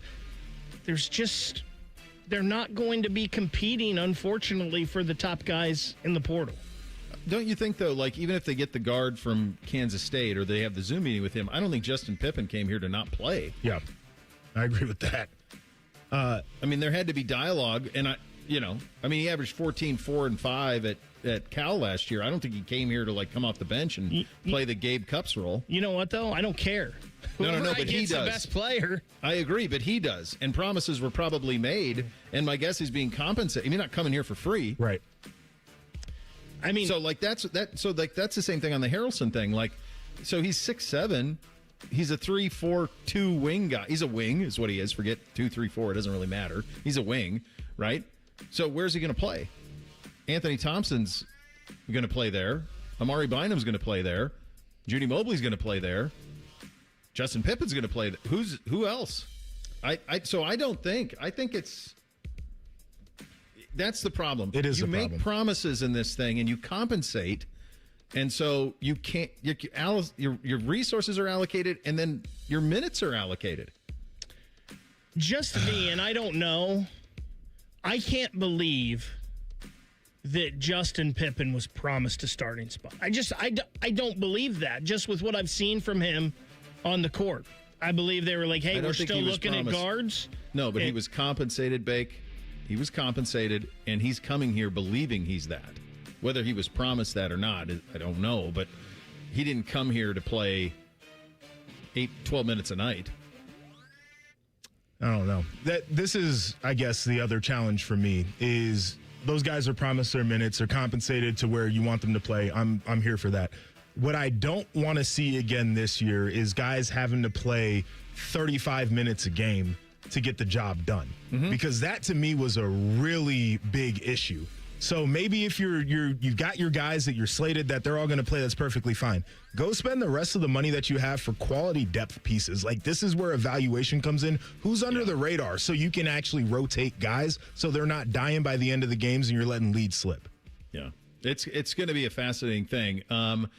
I just saw this from Adam Jody in regard to the basketball program, and it opens a can of worms on a bigger facility issue that I want to get into coming up next. We'll get to that next. Bishop and Friends, right here on The Fan. If you consider yourself a Buckeye fan, you've come to the right place. This is your heritage sports talker and home of Ohio State athletics, The Fan, Ohio sports destination. Common Man here for Universal Windows Direct. April's the perfect time to reset your home for the long run, and Universal Windows Direct makes that decision easy. Right now, when you buy 2 windows, you get 2 free, and there's no limit. The more you upgrade, the more you save. Plus 24 months with no payments and no interest. And if you need some more, how about a $500 bonus off your home improvement project? Schedule your free estimate today. Call 614-502-5220, universalwindowsdirect.com. Like me, you'll be saying, I love my windows. James Laurinaitis here for my guys at Green & Sons, the premier Kubota dealership in Central Ohio. Green & Sons has all the Kubotas you need to tackle your land and come out a winner. They have 0-turn, skid steers, tractors from 18 to 171 horsepower, and also utility vehicles. My favorite is my RTV Sidekick. The best thing about Green & Sons is they've been family owned and operated since 1970, and you will love dealing with the Green family and their winning team. Do what I did and check out Green & Sons located in Mount Sterling and Marysville, or online at greenandsons.com for all your Kubota needs. Parents, let me me ask you something. Yeah. Go for it. We're listening. Yeah. Are your teens good with money? He's a good kid. She's the but best, yeah. I get it. Switch to Huntington Bank, and your teen debit card can really help. Oh? You can set spending limits, and your kid can track budgets, so they learn that money doesn't, in fact, grow on trees. I think we need this. Sounds good, yeah. We feel you, parents. Let's get more from teen banking. Let's get more from money. Switch to Huntington Bank. Welcome. Eligibility requirements apply. Some features may require enrollment. With all that can go wrong at your home, it's enough to make you want to say, oh, brother. With Brothers Roofing and Construction, one call covers it all. Roofing, siding, rotting decks, we cover it all. So visit us online at brothersroofingconstruction.com. I'm John Morgan of Morgan & Morgan. If you've been injured in a car accident, call America's largest injury law firm. For over 35 years, my mission has been to deliver more for our clients, to deliver more for you. If you or anyone in your family has been injured in a car accident, call us now, as the time to file a claim may be limited. Last year, more clients hired Morgan & Morgan than ever before, protecting America, fighting for you. Morgan & Morgan. Injured? Dial pound law. Morgan & Morgan, Ohio office located at 600 Vine Street, Cincinnati. Prior results do not guarantee a similar outcome. Put more money back in your pocket this spring with special rates as low as 8.99% APR on debt consolidation loans from BMI FCU. Transfer your high-interest credit cards today. Apply at bmifcu.org/consolidate. Working your way through that home projects list, that means more flushes, more showers, more fiddling with the thermostat. Trust the pros at the Waterworks with your plumbing, drain, heating, and cooling needs. Our certified pros can repair or replace your air conditioner or furnace. Clogs? Call the Waterworks. Drain issues? Call the Waterworks. Plumbing problems? Call the Waterworks. HVAC breakdowns? Call the Waterworks. The Waterworks. Trusted and certified plumbing, drain, heating, and cooling experts. Have you ever met a man who wins money betting on tennis? Enter Scotty Vegas. Join Scotty and Dave Biddle for On the Money. Presented by Ohio for Responsible Gambling. Sunday mornings at 9 on The Fan. Hello, it's John Kozik, founder and president of TurboTrack Realty, and I buy real estate as is fast for cash. Give us a call today for an all-cash offer at 614-470-2000, 614-470-2000. I buy vacant properties, inherited homes, divorce situations, death in the family, apartment buildings, commercial properties. I even buy my tenants won't pay me the rent houses. Give us a call today for an all-cash offer at 614-470-2000, 614-470-2000. Ohio delivers elections you can trust through unparalleled accuracy. In every election, we feature a thorough bipartisan audit with a consistent 99.9% accuracy rate. Make your plan to vote at voteohio.gov. Absentee ballots must be returned by Election Day. The ONN Daily Podcast. Get a recap of all the day's news from across the state. The ONN Daily Podcast. Listen at onnradio.com or wherever you download your favorite podcasts from the Ohio News Network. Fan weather. From the Logan AC and Heat Services Weather Center. Chances of showers and thunderstorms develop this afternoon, otherwise partly cloudy to mostly cloudy with highs in the low 80s and breezy winds. We'll see partly cloudy skies tonight with overnight lows in the 60s. And then for Wednesday, we do have a chance of showers and thunderstorms again in the afternoon, otherwise partly sunny, breezy, and warmer with highs in the mid to upper 80s. For The Fan, I'm meteorologist Meredith Garfolo with the 10 Weather Impact Forecast. All the Ohio State conversation you can handle. The Buckeye Show. Weeknights at 6. Your Ohio State flagship station. The Fan. Find us on YouTube. Search WBNS Radio and you can see what Bo looks like. But only if you subscribe. This is Bishop and Friends. Indeed it is, and we're proudly brought to you and sponsored by our great friends at Diamond Seller, your true jeweler for nearly 8 decades. Joshua Perry in today, the great bake here as well. I just saw this. It dovetails off our conversation about Buckeye basketball that we were kind of having there in terms of if they will land another big portal person. Adam Jody, good friend of the program, good friend of the station, honestly, with a tweet here about 11 minutes ago. Ohio State is going to survey, quote, season ticket holders and key stakeholders of the Schottenstein Center for their thoughts on the arena. What suggestions would you offer? Detonate? Is that, can we do that? Can we start over? I think one of the most, Joshua, you and I haven't talked about there. You and I haven't talked since I went there, or certainly not on the air, about when I went to Lawrence with my middle son. We went to Kansas and went to Fog Allen and went to a game there. And it was like walking into a museum. going to a game there. It was like on the set of a movie almost, just because you'd seen it for so often. It was spectacular. And this is a 30-year conversation that we've had, and you'd have to ask the folks. I think we all know the kind of why it all happened, why they built the Shot. You needed to have a concert venue in town. It was a race between them and the Blue Jackets who could get it done first, and you wanted to be able to have extra revenue from it. I do wonder if you could hook up Andy Geiger to a lie detector test if he'd like to have it back. If instead of building the Schottenstein Center, they just did St. John right and kept it as the home of Buckeye basketball, because it had that feel. I've seen games in there. It's spectacular. It's everything that you'd want. It has that feel to it of the nostalgia and all of it. And so the Shot has always been this too big, pretty sterile environment, and they've thrown a ton of money in it, tens of millions of dollars in it to try to make it.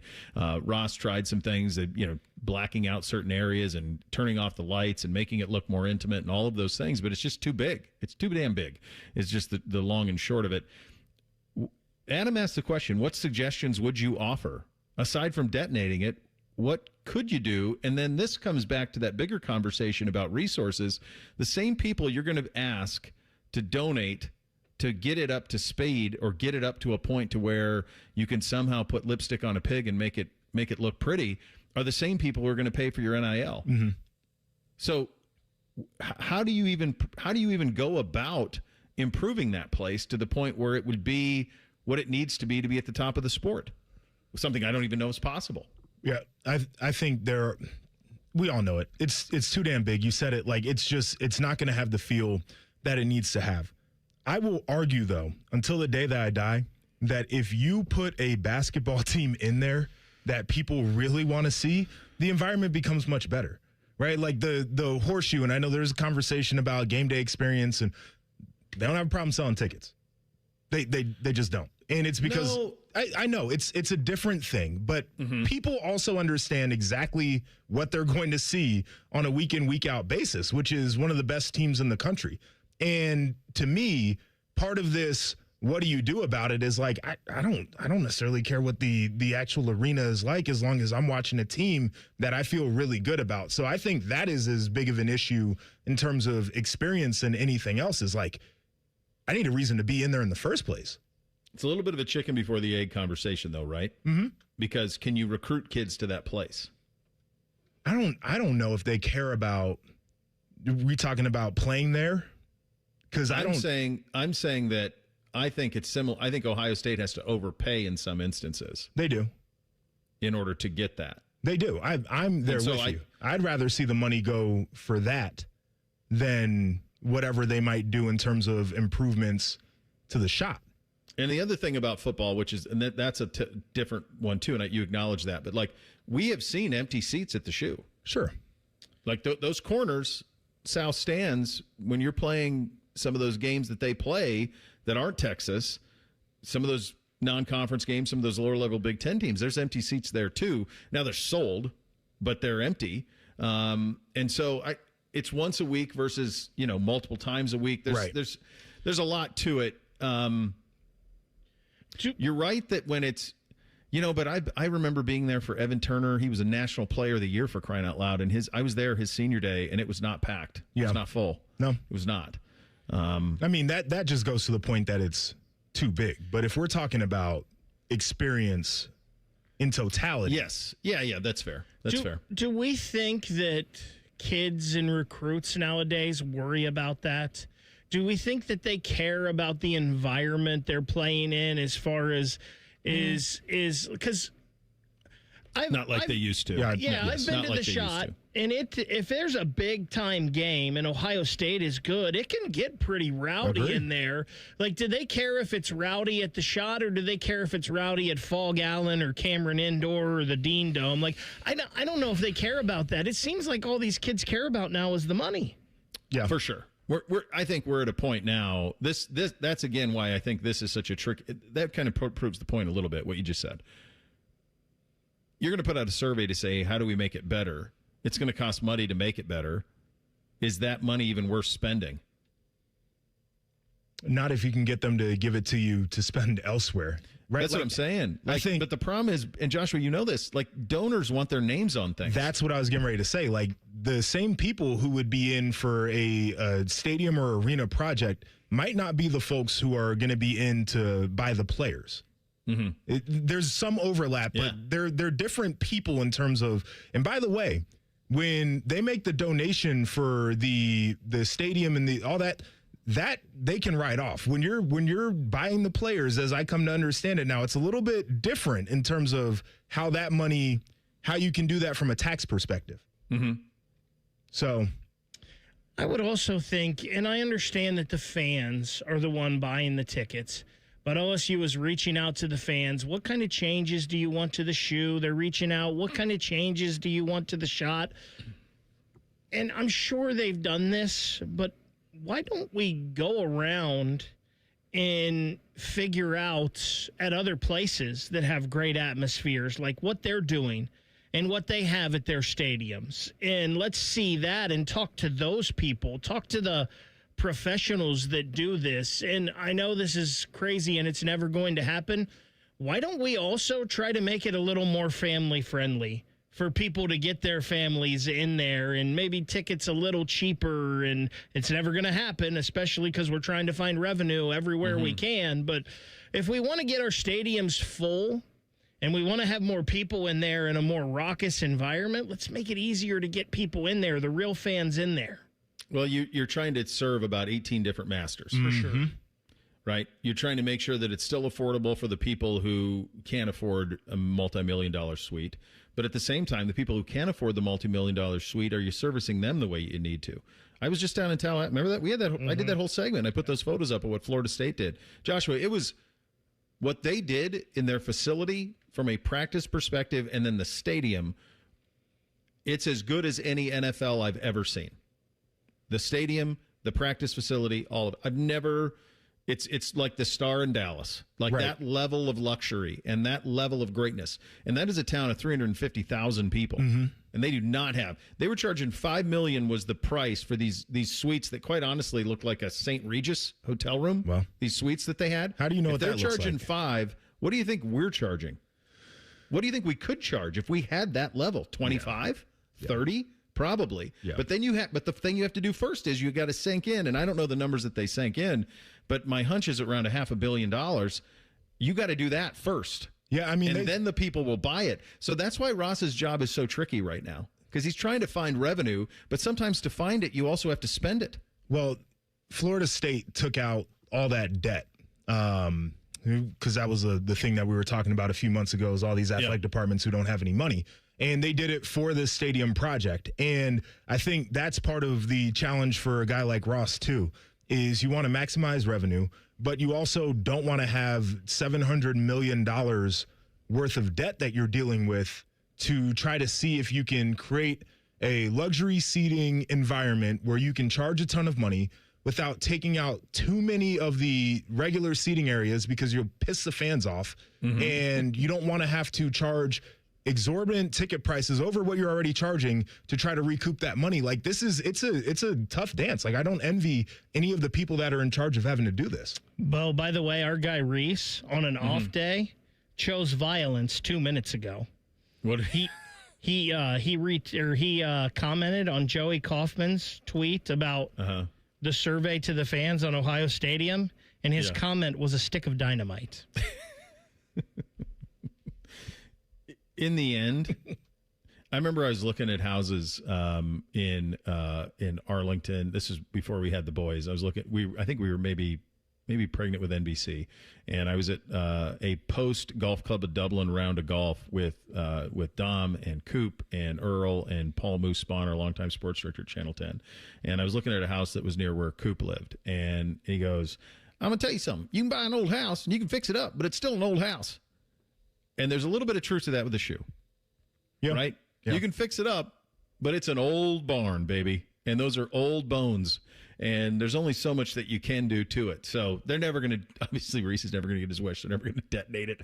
But they are at a point now with a lot of these things where they put money in all these other facilities, and the two big cash cows do need to be addressed, because we are at a point where folks expect more out of their sporting experiences than what is being provided. And especially the folks at the highest end who write the biggest checks. They need to be a part of that. That balancing act is a fascinating one. We'll do a little Tuesdays with Tiberi coming up next. Bishop and Friends right here on The Fan. Call the folks at Buckeye, night or day. My sinks gurgle, they barely drain. The toilet overflowed. I plunge all day with no luck. What's wrong with this commode? Clogged drain, no problem. It's 93 or free. I'll clear any drain or you don't pay with a 1-year guarantee. It's 93 or free.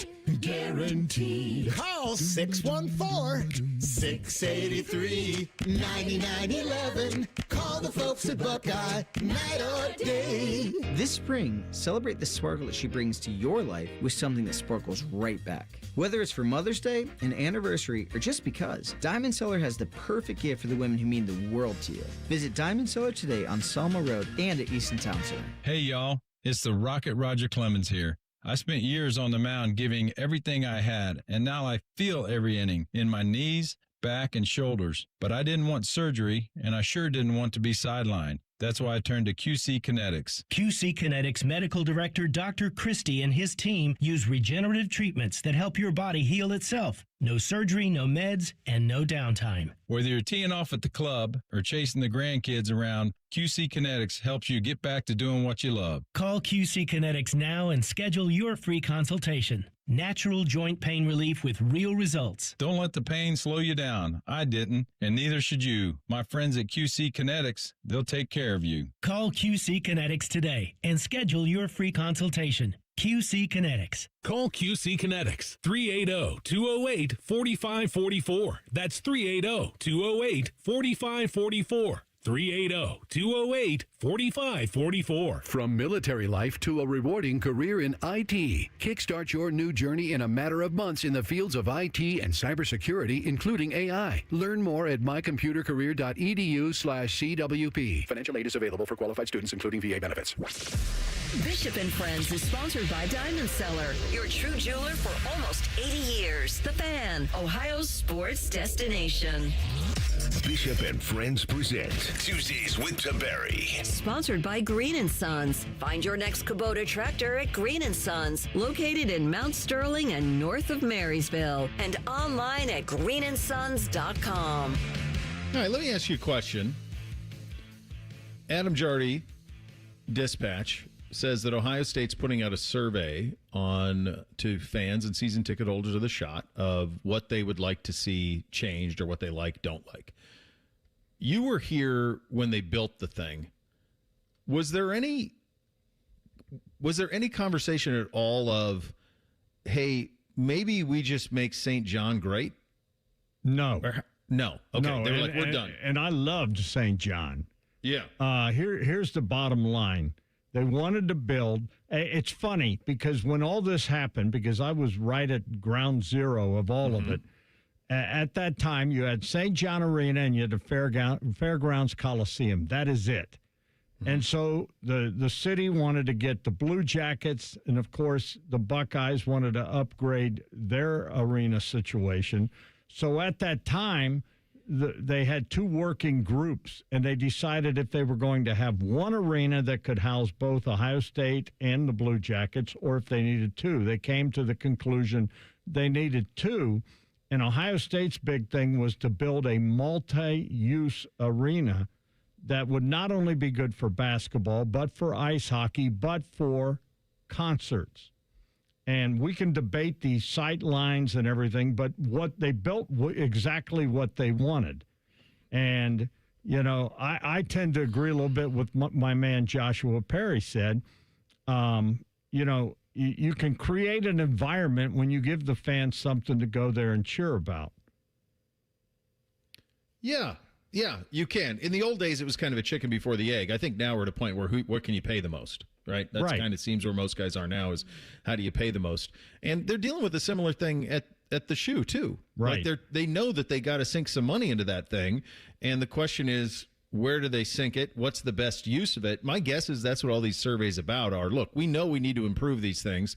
What is most important to you? Because we can't do all of it.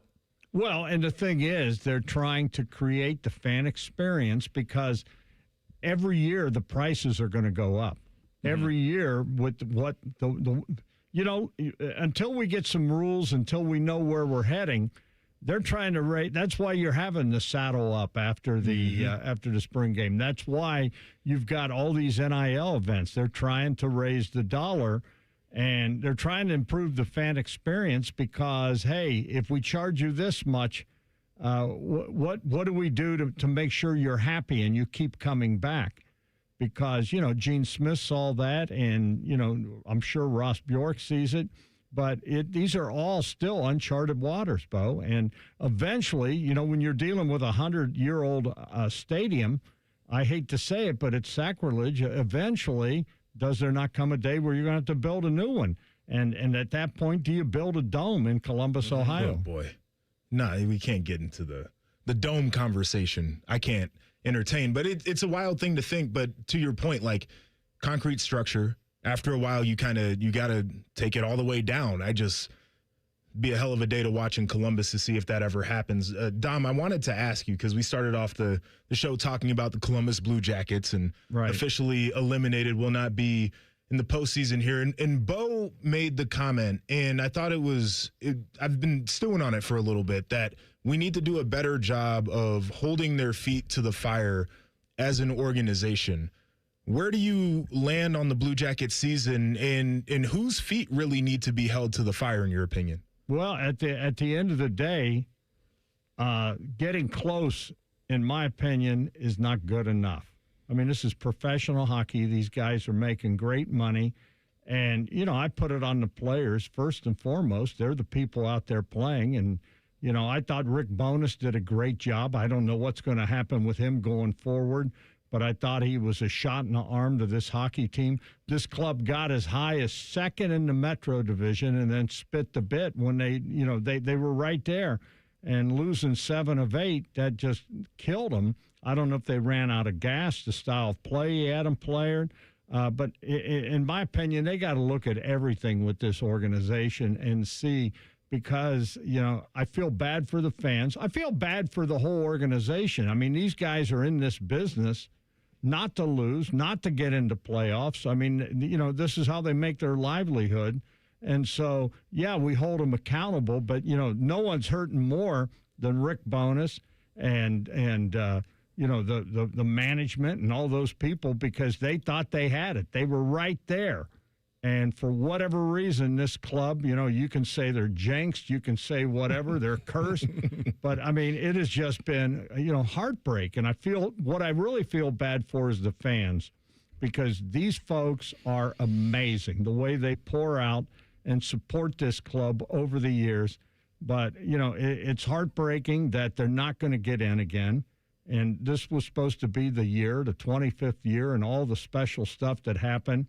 And I feel bad for the organization. I feel bad for the McConnell family, because they are wonderful people that really have poured their heart and soul, and, they've spent the money. And unfortunately, this is where we're at. I don't know. I don't know how you fix it. I don't know if you've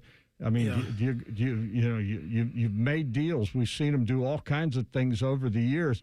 But Rick Bowness, I thought, was a breath of fresh air, and just, Bo and JP, you could see his frustration when that losing streak started, and that they weren't listening and whatever, and he was frustrated.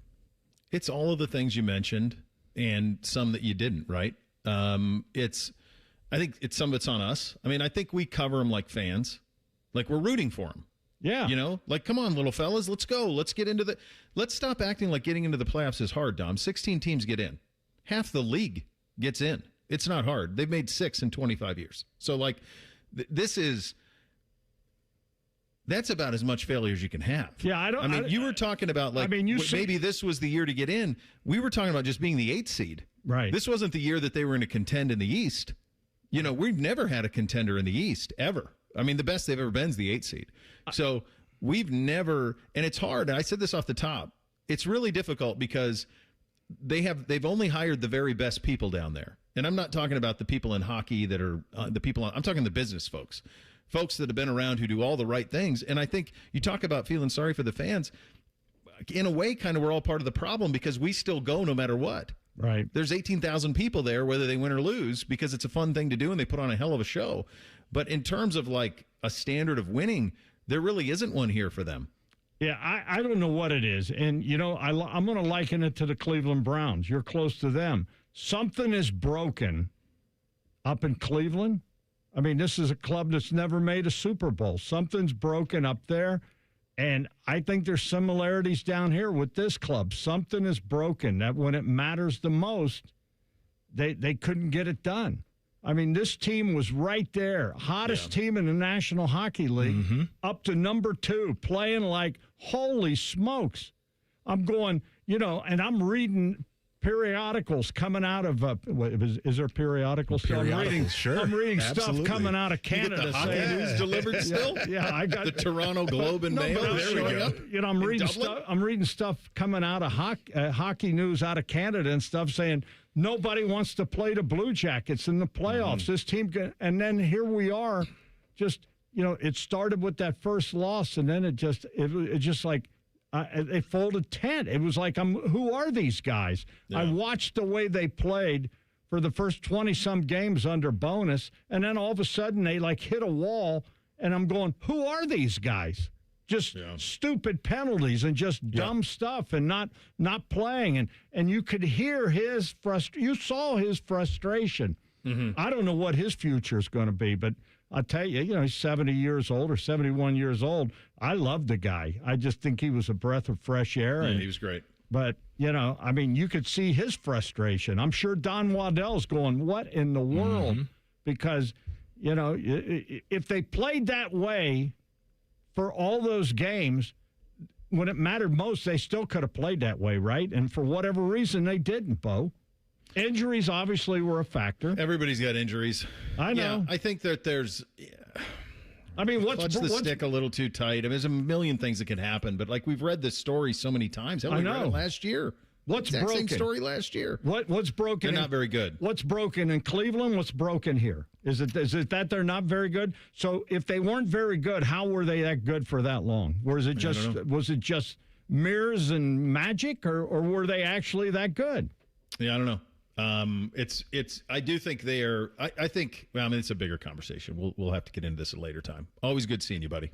Well, now we're leaving on a downer. I know it. I'm sorry. Jeez. Thanks. You'd look great. Hey. You'd look great in a green jacket. Yeah, I would, wouldn't I? How about that? Remember? All I know is Did you watch the Golden Bear special before? Yeah, that was good. How good was that? That was great. Yeah. Someday you and I need to do some AI pictures. I've become very, oh my God. I've become very proficient on AI. I can tell. Yeah. Very you proficient. And Bigfoot everywhere. You and I are going to go hang with Bigfoot and aliens. We'll get Josh Perry with us too. I'm in. There we go. I'll see you, buddy. Goodbye. There he goes. Little Tuesdays with Tiberi on the Bryant Heating Cooling Systems Fan Guest Hotline. We'll do Thing or Not a Thing up next. Bishop and Friends right here on the Fan. Winners of the prestigious Platinum Microphone Award every year, given to the best radio station in the world. No need to look it up. It's real. The Fan.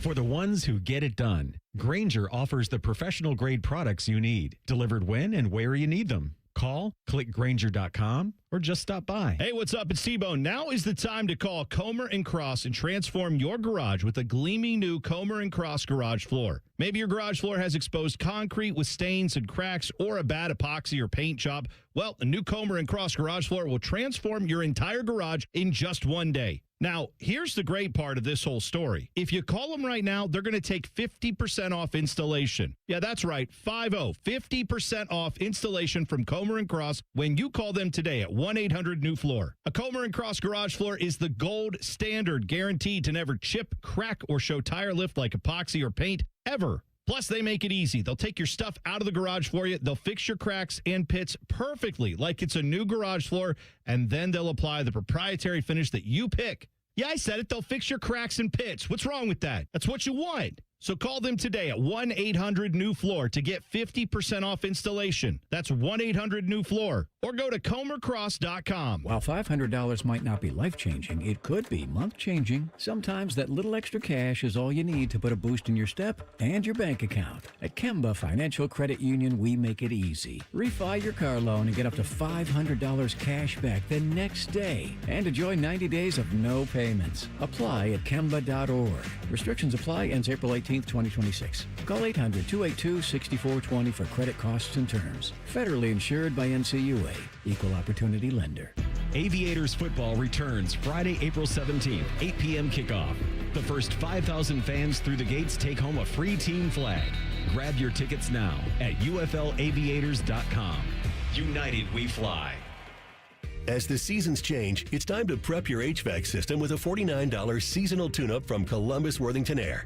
A seasonal tune-up can help save money on your energy bill and help prevent expensive breakdowns. As your local home service experts, everything we do is backed by our exceptional service guarantee. It all adds up to dependable service from neighbors you trust. Columbus Worthington Air and Bryant Heating and Cooling. Whatever it takes. Visit cwaohio.com/radio for details, terms, and conditions. License number 47543. The new Omaha Steak Store is now open at 1033 Polaris Parkway at Polaris Commons. Stop in today and save 50% store-wide on legendary steaks, burgers, and more. Plus, get doorbuster deals starting at just $19.99. Discover the Omaha Steaks difference today at the new store at Polaris Commons in Columbus. Matty Ice here. April showers bring May flowers and incredible savings at McDaniel GM Superstore in Marion. Spring into a brand new 26 Chevy Silverado 1500 and save up to $13,000 off MSRP. Plus, you can get rates as low as 1.9% with approved credit. Terms and conditions apply. See dealer for details. We're talking serious power, serious capability, and a seriously low price. You can find them just off Route 23 on 95 in Marion or visit McDanielGMSuperstore.com. Chevrolet, together, let's drive. What's the best way to make sure you don't miss any of your favorite fan shows? Download the Fan app, silly. Ah, damn it, I knew that. App Store, Google Play, or just scream right at your phone. Psst, you can also listen to Buckeye games. Do it now. Having insurance isn't the same as having State Farm. It's like needing a lawyer, but getting some guy who just watches courtroom dramas. How does the defendant plead? Guilty. Wait, what? Also, objection. You object to what? Erroneous. Counsel, approach the bench. Hey, can I get a whack at the gavel? You wouldn't settle for just any lawyer, so don't settle for just any insurance. Get the real deal with State Farm. Like a good neighbor, State Farm is there. Get in the zone, AutoZone. Annie's first oil change wasn't as hard as she thought because she went to AutoZone, where a friendly AutoZoner helped her find the right oil and save on an oil filter. He explained the job and showed her free how-tos on AutoZone.com. When she was done, AutoZone recycled her old oil for free. No hassles, just help. Everything you need, nothing you don't. Get in the zone, AutoZone. Restrictions apply. All your favorite fan shows are available when you want them. Head to 971thefan.com and hit that subscribe button. The Fan, Ohio sports destination. Our top men are working on everything except this show. We have top men working on it right now. Who? Top men. You're listening to Bishop and Friends. Indeed you are. Joshua Perry in for Reese today. Time for a little thing or not a thing. Hit it, Bake. Thing or not a thing. Sponsored by Billiards Plus. Find your next grill and everything you need for the master griller. Billiards Plus on Dublin Center Drive in Dublin. Guard Dink Pate of the G League's Westchester Knicks has committed to play at Providence. His agent Sam Permut of Rock Nation Sports told ESPN. Pate was a top 30 recruit in the high school class of 2023. He opted to go to the G League Ignite route before playing for the Mexico City Capitans in Westchester. The 6'8" Pate averaged 16 points, 6.7 rebounds, and 3.6 assists in 36 games for Westchester this season. He also improved his three-point shooting up to almost 37%, nearly 8 attempts per game this past season.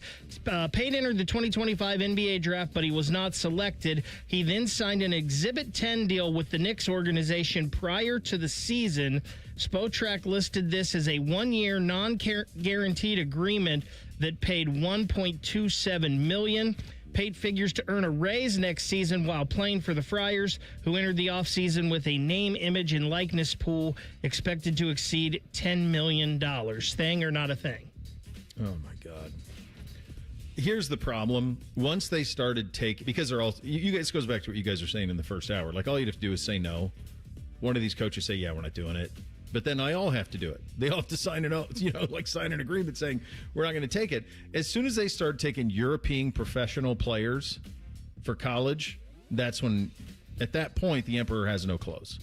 So this is no different than a kid who played in EuroLeague and played over there and made $500,000 playing for Galatasaray or whatever. It's no different than that. And so that's why they lose in court with these type of instances over and over again. Nobody wants this, I don't think, out of their college sports. But honestly, I don't know if the fans really care. Like, the people who actually watch the games, I don't know if they really care. I think they just want a good product on the court.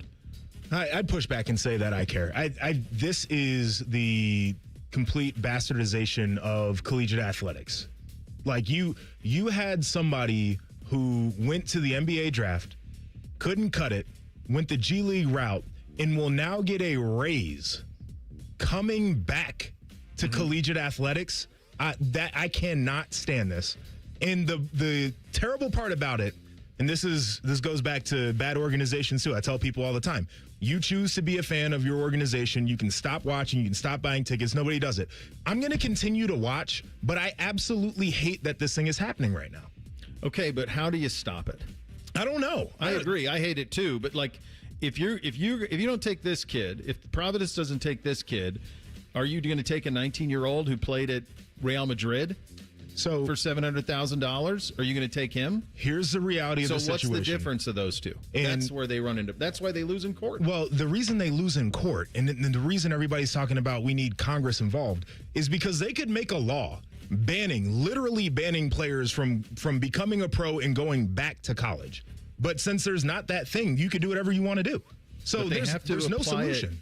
They have to apply it to every single college sport. Sure, they should. Like, you can't have a gymnast winning gold medal and making money and endorsements and then going to play gymnastics at UCLA.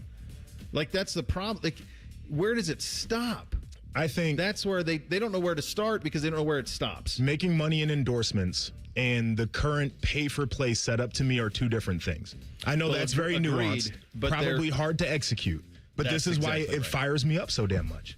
Right, but to your point, hard to execute, impossible to execute. Yeah. Because how do you prove what's true NIL? I think you could probably. They tried to with the clearinghouse. There's a way to do that.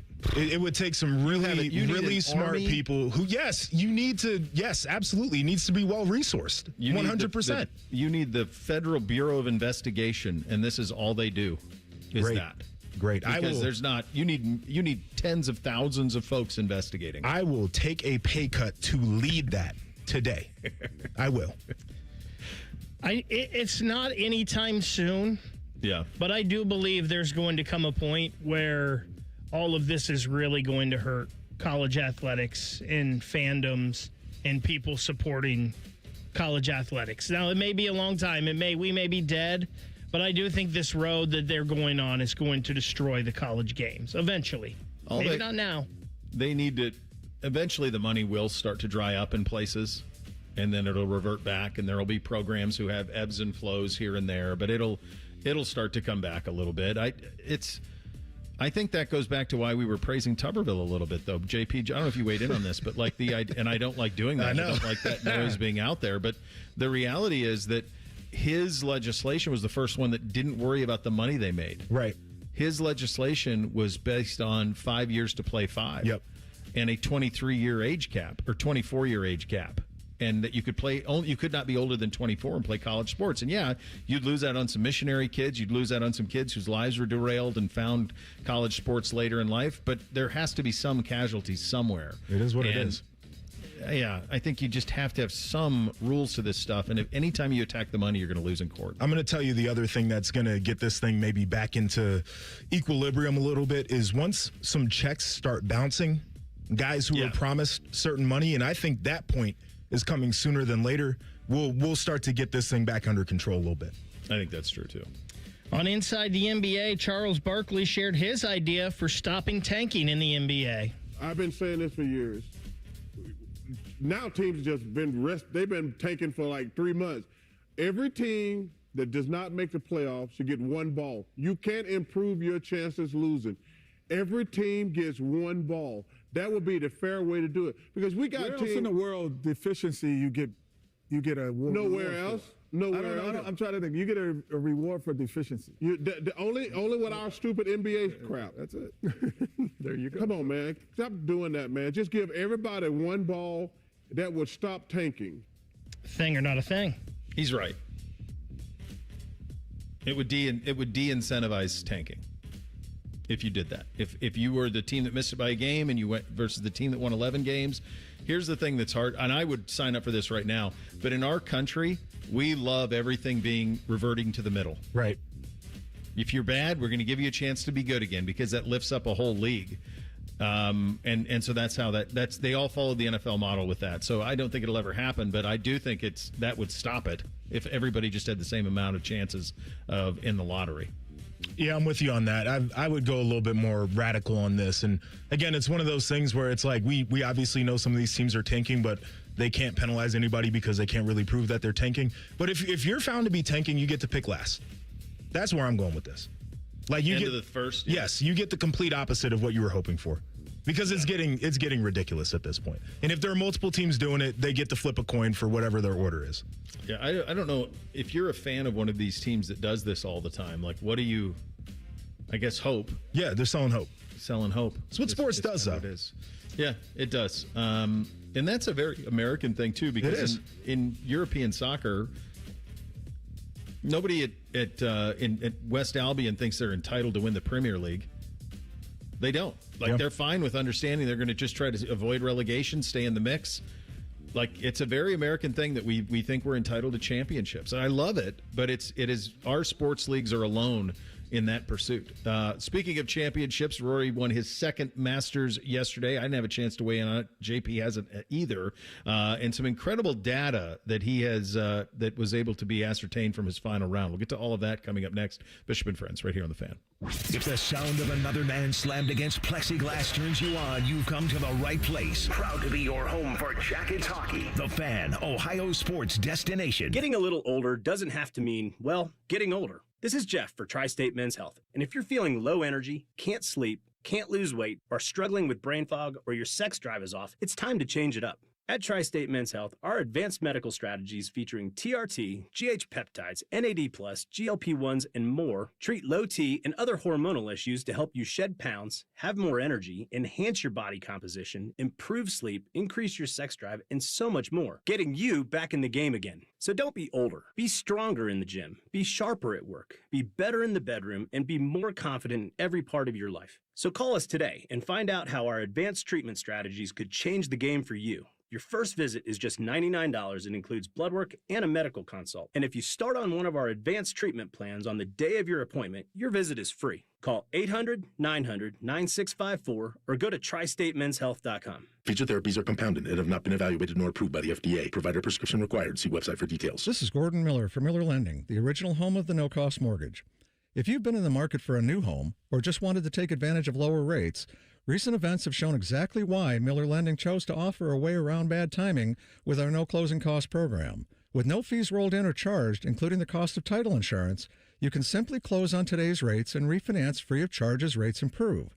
Over the past several months, we spoke to numerous borrowers who had heard rates were coming down and chose to wait. We explained that if rates did fall, you could simply update a few documents and refinance again, but why take the chance? So when rates spiked a 0.5% recently, not only was I disappointed that we couldn't help those who waited, but also for those buying a home who just saw a sharp increase to their monthly payment. So while we can't control the market, we can offer an alternative. Eliminate timing and say goodbye to closing costs forever. 877-9-NO-COST or simply apply online at nocostmortgage.com. Miller Lending is an equal housing lender and MLS number 250-2146. He opens his toolbox before he opens his wallet and believes you can fix anything with 20 minutes and some pride. He's Mr. DIY. Then when he needs metal, he goes to metal supermarkets. Artists, hobbyists, machine shops, maintenance professionals, and welders all count on metal supermarkets for over 8,000 metal products, shapes, and grades. If it's metal, they've got it or can get it for you. Cut to any size and ready fast. Visit the family-owned franchise on North Wilson Road or Columbus at metalsupermarkets.com.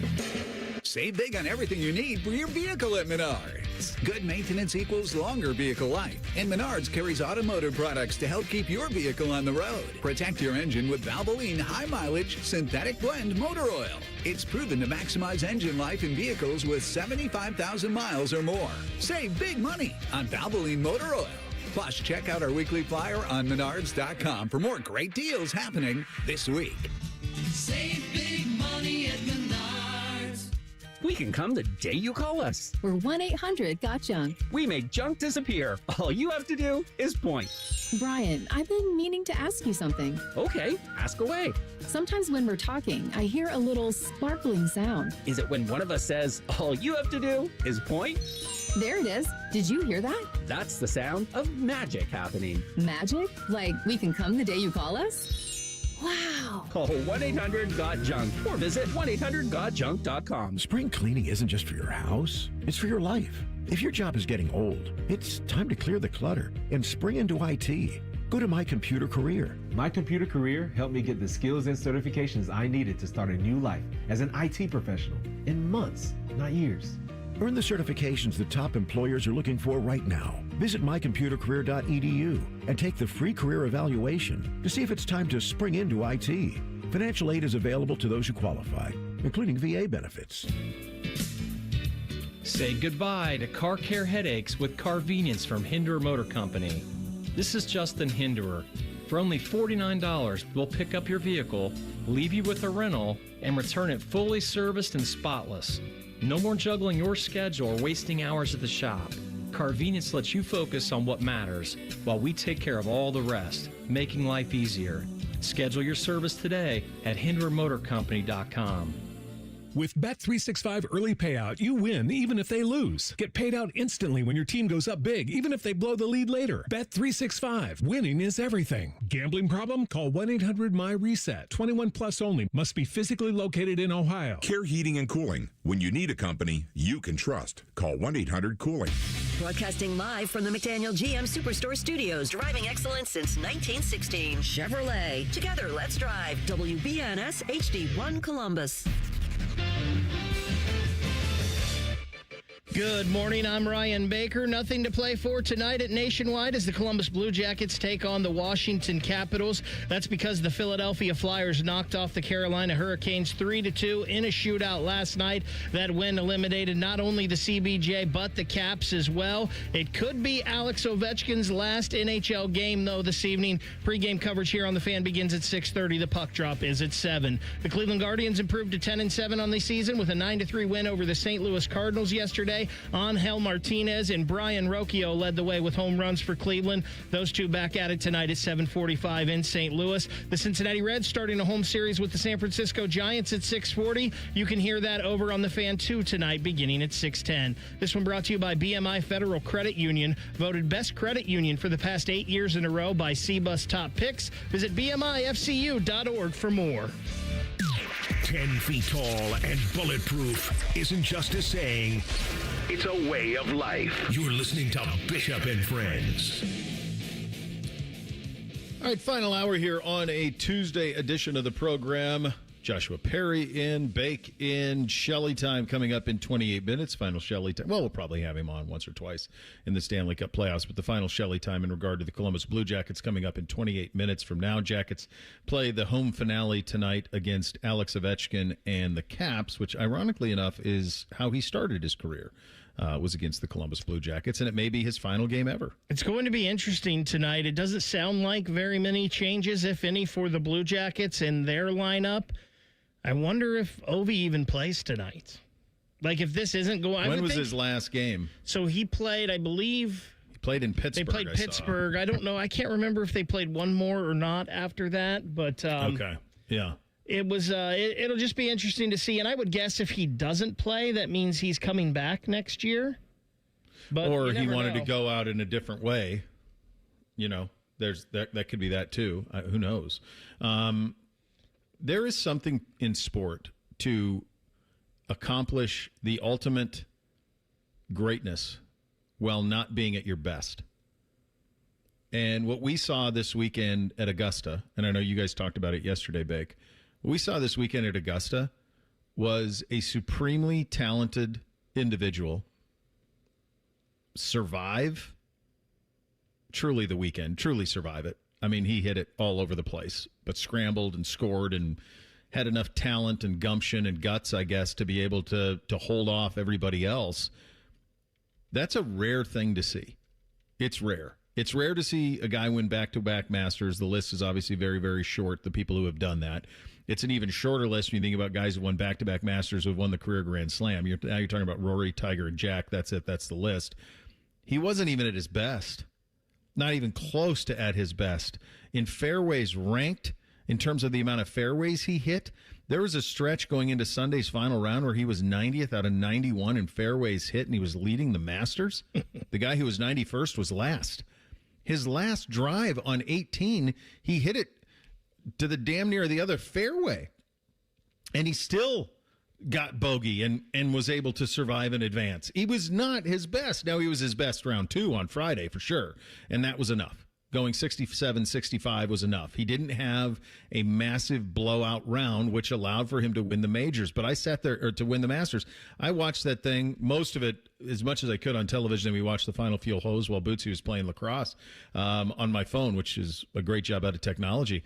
But I just marveled at the idea of someone winning the ultimate prize in their sport while not being at their best or really even close to it. Because even on Thursday and Friday, JP, even on Thursday and Friday, he didn't drive it straight. No. It stood out to me. And that's his strength. It stood out to me.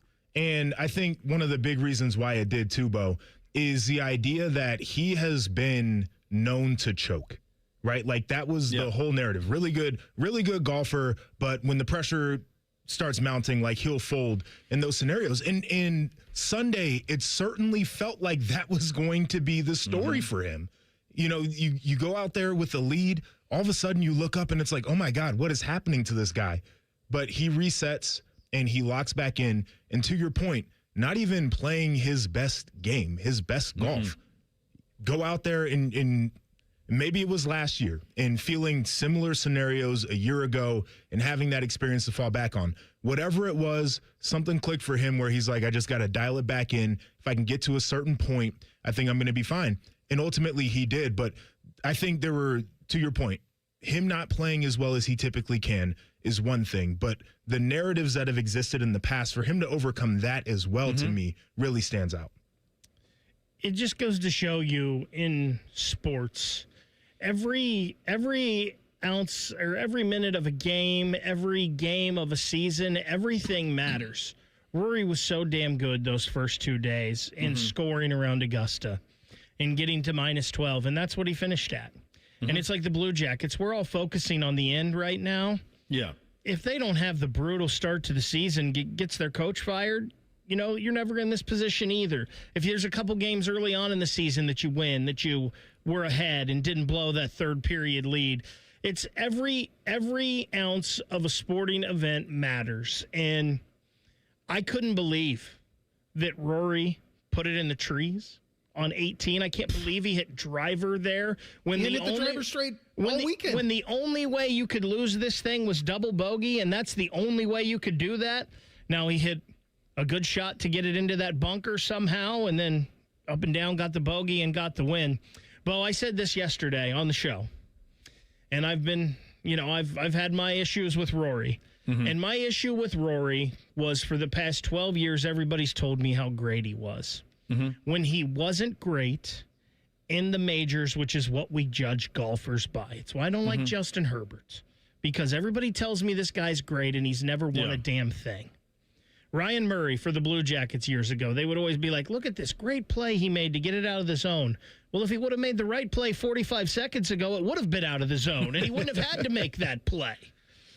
So Rory now, he's completed the Grand Slam. He's one of 4 golfers that have won 2 in a row. He's up in the top of the list of majors winners now. Rory now has proven that he's great. So I don't really have a problem with him anymore. He finished dead last in fairways hit of people who made the cut. He finished 90th out of 91 on Friday. He got it to 12 under while being 90th out of 91 players in fairways hit. It is the lowest amount of fairways hit by a Masters champion in history. That's his strength. This would be if Steph Curry won the MVP without shooting threes. Right. This is what he does. This is who he is. And he won it anyway.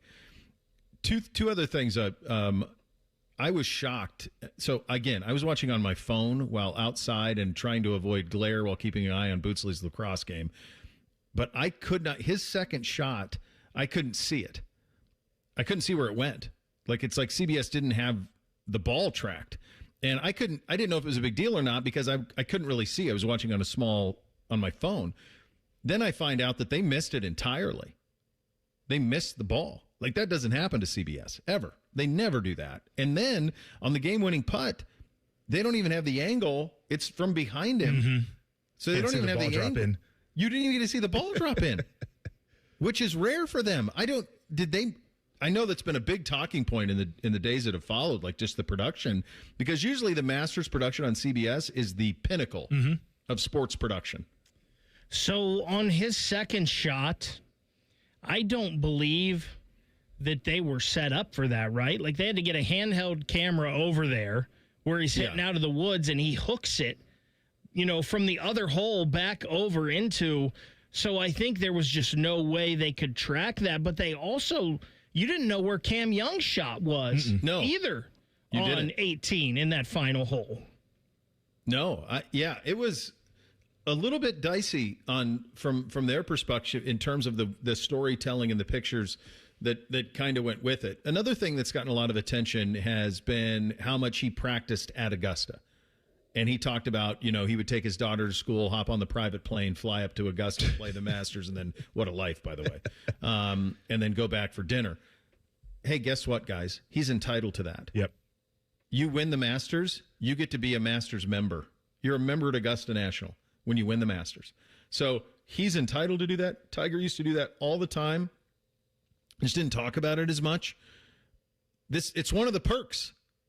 And I would be shocked if he doesn't win this thing a lot more. I could see him winning at least 2 more green jackets before it's all said and done because his talent, his game is set up for Augusta. It really is. It's not that punitive if you don't hit fairways, obviously, especially if you can scramble. And so his length is going to continue to play. Those par fives are going to be completely gettable for him for a long time. And he said afterwards, he goes, it feels like my home course. And I believe that all of that makes sense. There will be more of these that you're going to have to eat crow on, Bake. Hold on a second here. Hold on a second.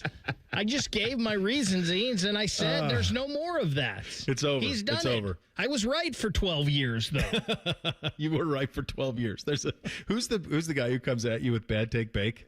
One of our emailers I don't remember who it was. Did they come at you with that? Which, by the way, that guy's going to be really upset when the AFC North has 3 playoff teams this coming year. It certainly is. So he is an investor. You had this in the prep too, which is pretty cool. It's called Whoop. Is that what it is? Do you know this, Joshua? Do you have this? You don't have a Whoop? I don't. Do I need one? No, I mean, I like other wearables, but a lot of people are big Whoop fans.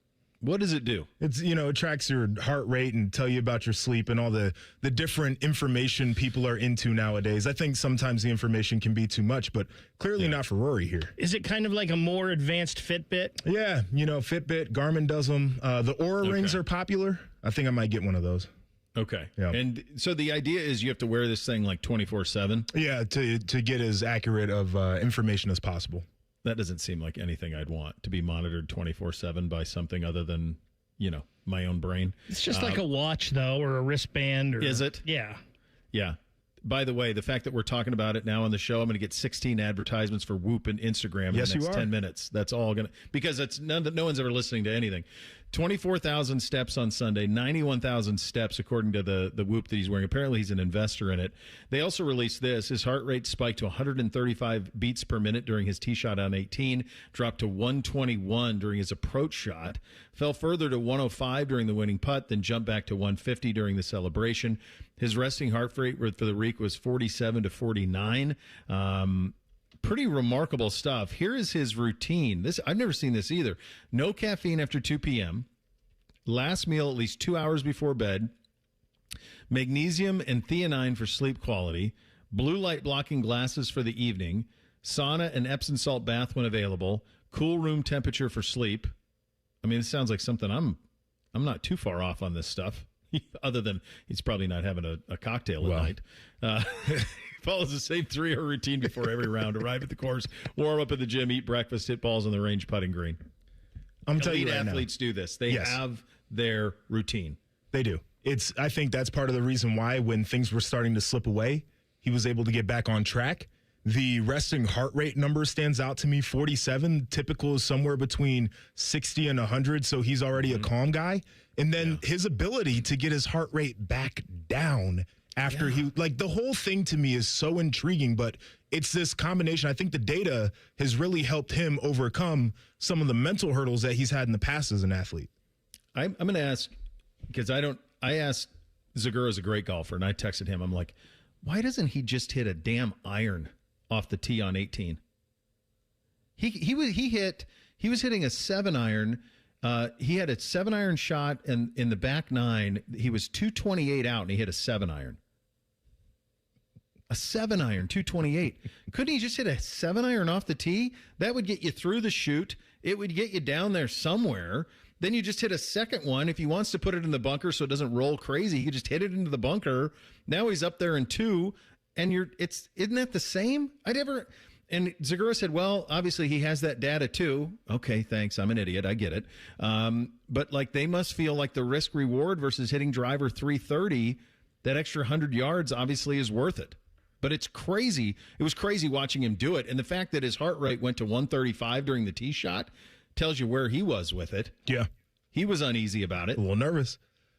Don't change up your game, though, right? Like, you make all these adjustments right there on 18. I would play the game you've been playing. Yeah. I was thinking that the whole back 9. I'm like, God almighty, can you hit a rescue club 285 and live with that, maybe? Who knows? All right, spring game coming up on Saturday. All of the pieces matter. We'll explain coming up next. Bishop and Friends right here on The Fan. We used to have a billboard with our host's face on it, but only ugly people work here now. You mama say you ugly, hey! The Fan, Ohio's sports destination. Hey Central Ohio, it's Andrew from Home Team Solutions, and yes, we buy houses for cash the easy way. We've been buying houses for over 20 years and we've seen it all. Whether you've inherited a property, you're behind on payments, the house needs work, or just want to avoid the hassle of listing, we've got you covered. No repairs, no clean out, no stress, just a fair cash offer and you pick the closing date.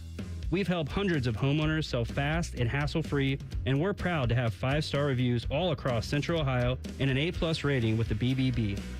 If you're ready to sell your house the easy way, call Home Team Solutions at 614-962-SELL. That's 614-962-7355, or visit us online at selltohometeam.com. Home Team Solutions, local, trusted, and family-owned. Again, that's 614-962-SELL. 614-962-7355 or selltohometeam.com. For more than 25 years, Brothers Roofing and Construction has been serving Central Ohio with dependable roofing, siding, and exterior repairs. We do the job right the first time. So if quality matters to you, visit brothersroofingconstruction.com. Hey, it's Austin Ward. Listen to The Beat with Austin and Byrne, now powered by the Waterworks and Header Heating, Cooling, and Plumbing. Get the latest Buckeye news, insights, and unbeatable analysis every day. Don't miss a moment. Stream The Beat with Austin and Byrne, sponsored by the Waterworks and Header Heating, Cooling, and Plumbing. Welcome to Tire Discounters. Oh, hiya, Phantom. Mike, I think I saw a fox on my way in. Oh, that was the Carfax Carfox. He was congratulating us on our Carfax Top-Rated Service Center Award. I have always rated Tire Discounters at the very top. Oh, thanks. So does Carfax. And not just for tires, but for all our services, too. Alignment, brakes, shocks and struts, and more. Yes, sir. But, Mike, do you think people believe Carfax over me? Well, you are the Phantom Tire buyer. Exactly. Why choose between getting things done and doing things with the ones you love? With Kroger same-day pickup and delivery, it's easy to shop the same great prices and quality you'd find in store. We'll bring your groceries right to you in our refrigerated trucks, so you can spend time on what matters most. Kroger, fresh for everyone. Save $20 on your first Kroger pickup or delivery order of $75 or more. Kroger, fresh for everyone.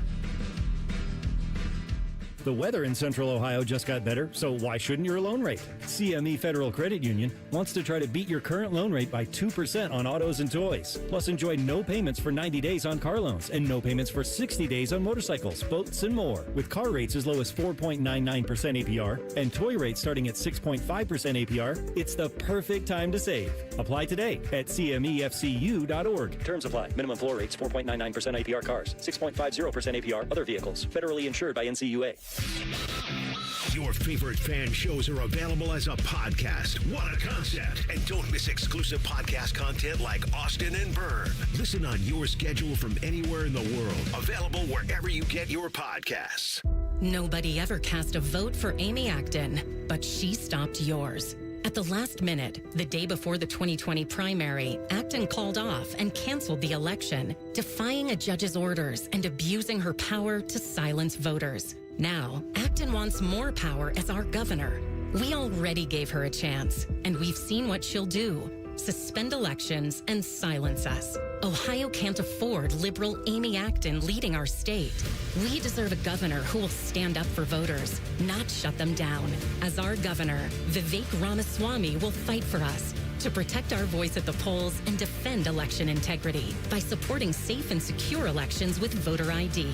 Because here in Ohio, voters have the power, not unelected bureaucrats. Protecting your voice to secure our future.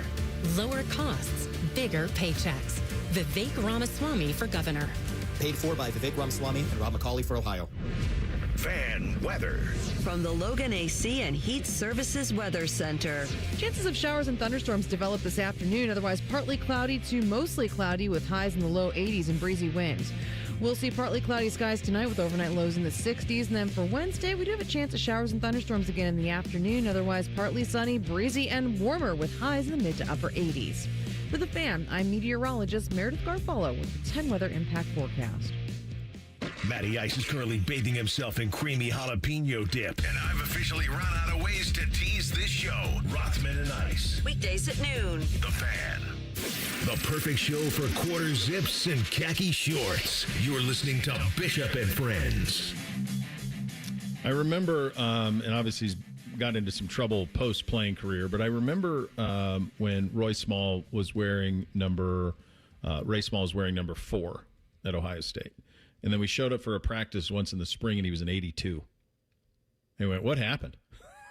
What happened here, buddy? And, there was, in those days, the internet message boards were just getting going. It was harder to know all of the things that were going on. But anytime you go from a single digit to a double digit at Ohio State, that's an attention getter. Legend Bay did that. He was 2, then 44. Ryan Day addressed his health yesterday. Let's have a listen. He, is getting back. I don't know if he'll be able to, be ready by Saturday, but it's been a hamstring injury that's been bothering him for a couple of weeks now, and he's been rehabbing. He's not quite there, ready to go yet, but our guys are working hard to get him back on the field. 2 to 44, I don't think has anything to do with hamstrings. Do you? Doesn't feel like it to me. Yeah, you know what I mean. Listen, 44 is not a bad downgrade necessarily. Double numbers always cool, but you don't just go from 2 to 44. I wonder if that means Kenyatta Jackson's going to be playing a lot of special teams this year, and they were going to be on the field together. The number game is a fascinating one because there's really 2 ways that you can get a number like 2. Which, I don't know, is 2 the iconic Ohio State number? If you had to pick one, is it 2? I sure think it is. I would agree with that. You think it's 2? Yeah. 7 probably has an argument in there. Been some good 10s. Yeah. 45, just with 2 guys, is pretty darn good. Yeah. Agreed. Yeah, but that one has to be there. I wondered if there would be a point where they would do that where, I've long been a proponent of unretiring uniform numbers and honoring the player. And I do wonder if a cool thing Ohio State could do at some point was, they've done it with the Block O, but like Ohioan senior can wear 45 and put, a silhouette of Arch maybe in the striping or something like that. And what that does is it allows for people to say, well, who's Archie Griffin? And you're laughing and you're saying, well, everybody knows who he is. Well, little kids don't. They might not. But it allows for a conversation about it. Allows for, well, let me tell you all about Arch. This is who he was. This is what he did. This is why this number was retired for a long time. And this is why Sonny Styles is wearing it his senior year, because he's filled all of and checked all of these boxes. I do think the schools that do that, I think that's pretty cool to do something like that. And I think you're going to run out of numbers, too, is the other part. But back to the original point, the only way you're getting a single digit, you're either promised it in the recruiting process, and i.e., they think you're a dude in the recruiting process, or you bide your time until you're a junior or senior and you're elite, and then you get a switch when somebody graduates out of it. All of that fair and true? Yes. I think it's mostly the second way around anymore is you gotta earn your way into these numbers, and you're waiting for a guy who is balling out that's wearing it to go ahead and move on before you get to wear it. I hate the idea of promising a guy a number in recruiting. Like, if you don't want to come here because you can't wear a certain number as a freshman, then you're probably not made of the right stuff for me anyway. But yeah, I think that's the legit way it goes. Most of the guys nowadays are, you're waiting for an Emeka Ibuka, for example, to vacate the number so you can go ahead and wear it.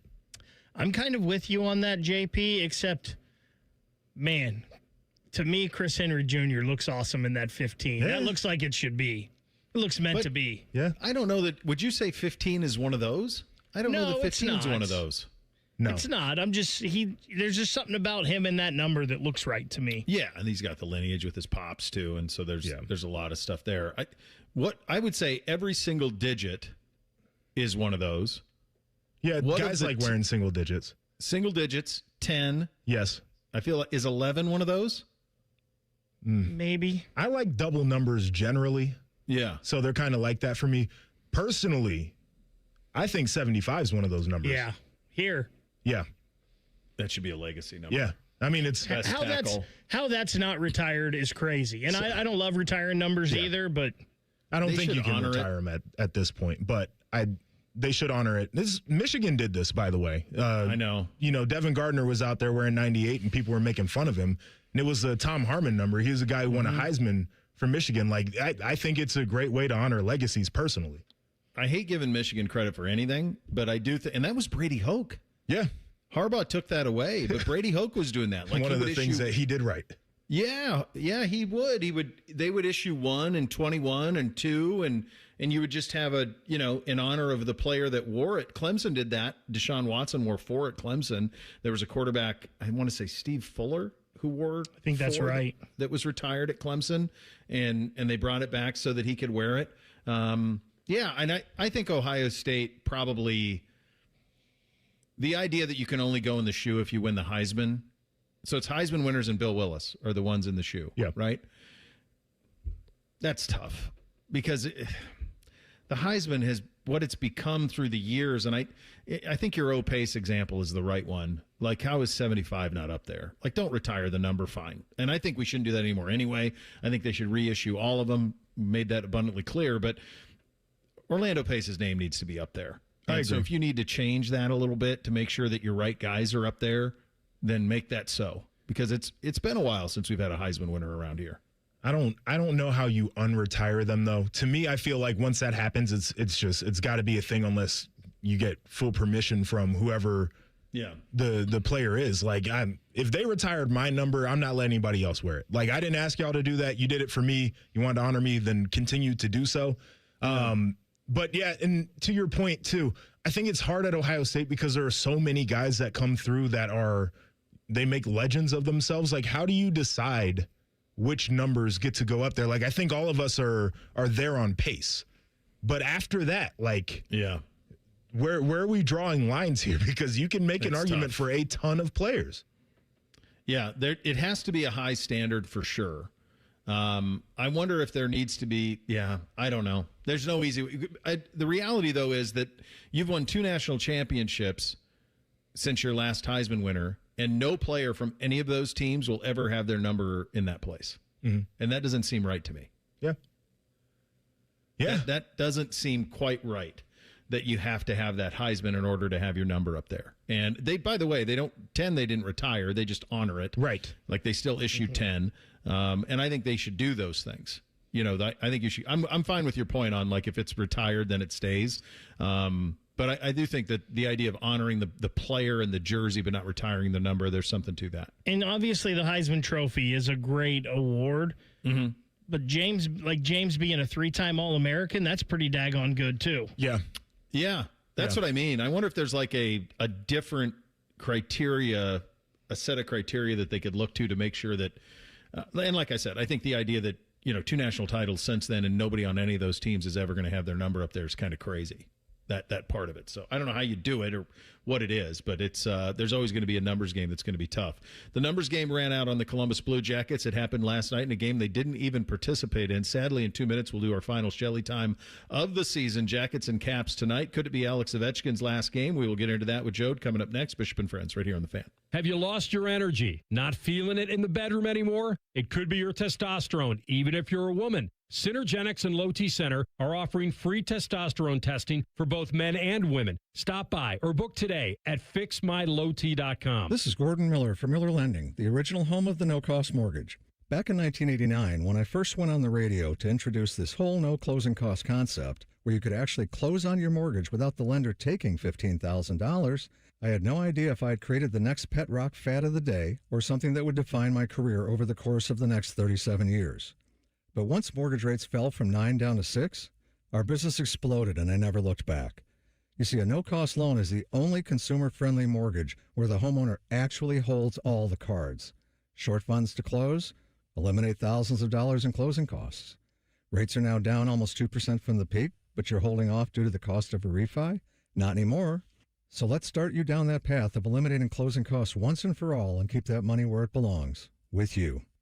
877-9-NO-COST. That's 877-9-NO-COST. Or simply apply online at nocostmortgage.com. Miller Lending is an equal housing lender, NMLS number 250-2146. Hey there, friends. High Bank isn't just award-winning whiskey. They also make the best vodka in America. With 3 Central Ohio locations serving scratch-made food and craft cocktails, High Bank is perfect for date night, game day, or drinks with friends. Learn more at highbankco.com. Dine, drink, distill at High Bank. As the seasons change, it's time to prep your HVAC system with a $49 seasonal tune-up from Columbus Worthington Air. A seasonal tune-up can help save money on your energy bill and help prevent expensive breakdowns. As your local home service experts, everything we do is backed by our exceptional service guarantee. It all adds up to dependable service from neighbors you trust. Columbus Worthington Air and Bryant Heating and Cooling. Whatever it takes. Visit cwaohio.com/radio for details, terms, and conditions. License number 47543. All your favorite fan shows are available when you want them. Head to 971thefan.com and hit that subscribe button. The Fan, Ohio sports destination. The Gloves. It's Shelley time. Indeed it is. The final Shelley time, although we'll probably see if we can get him to pop in on some Stanley Cup playoff stuff. Unfortunately, though, the Jackets won't be a part of it. Jody, how did we get here? How did we get to a point where we're playing a meaningless one on the final Tuesday of the season? Yeah, just, how we felt so good about this team a month and a half ago or less, actually. And couldn't score goals. Couple key injuries in Olivier and Severson, during that run. Remember, we talked about a lot about the depth, the good players being out. Voronkov also was out with injury. Guys not at 100% and maybe too much energy. The lesson here is too much energy trying to make up for a poor start early in the season. That's what I see, because they play with such conviction and such a team spirit when they were winning and things were just going their way. Everything felt right, and then now it's hard to imagine, right? But it's a roller coaster. It's the National Hockey League. Everyone is trying to win. All those things that you hear, but extreme disappointment in not being in the playoffs this year. And I looked at the Philadelphia Flyers and the excitement they have of them getting in, and I'm quite jealous, actually. Yeah, me too, man. I think we should be there. Sucks.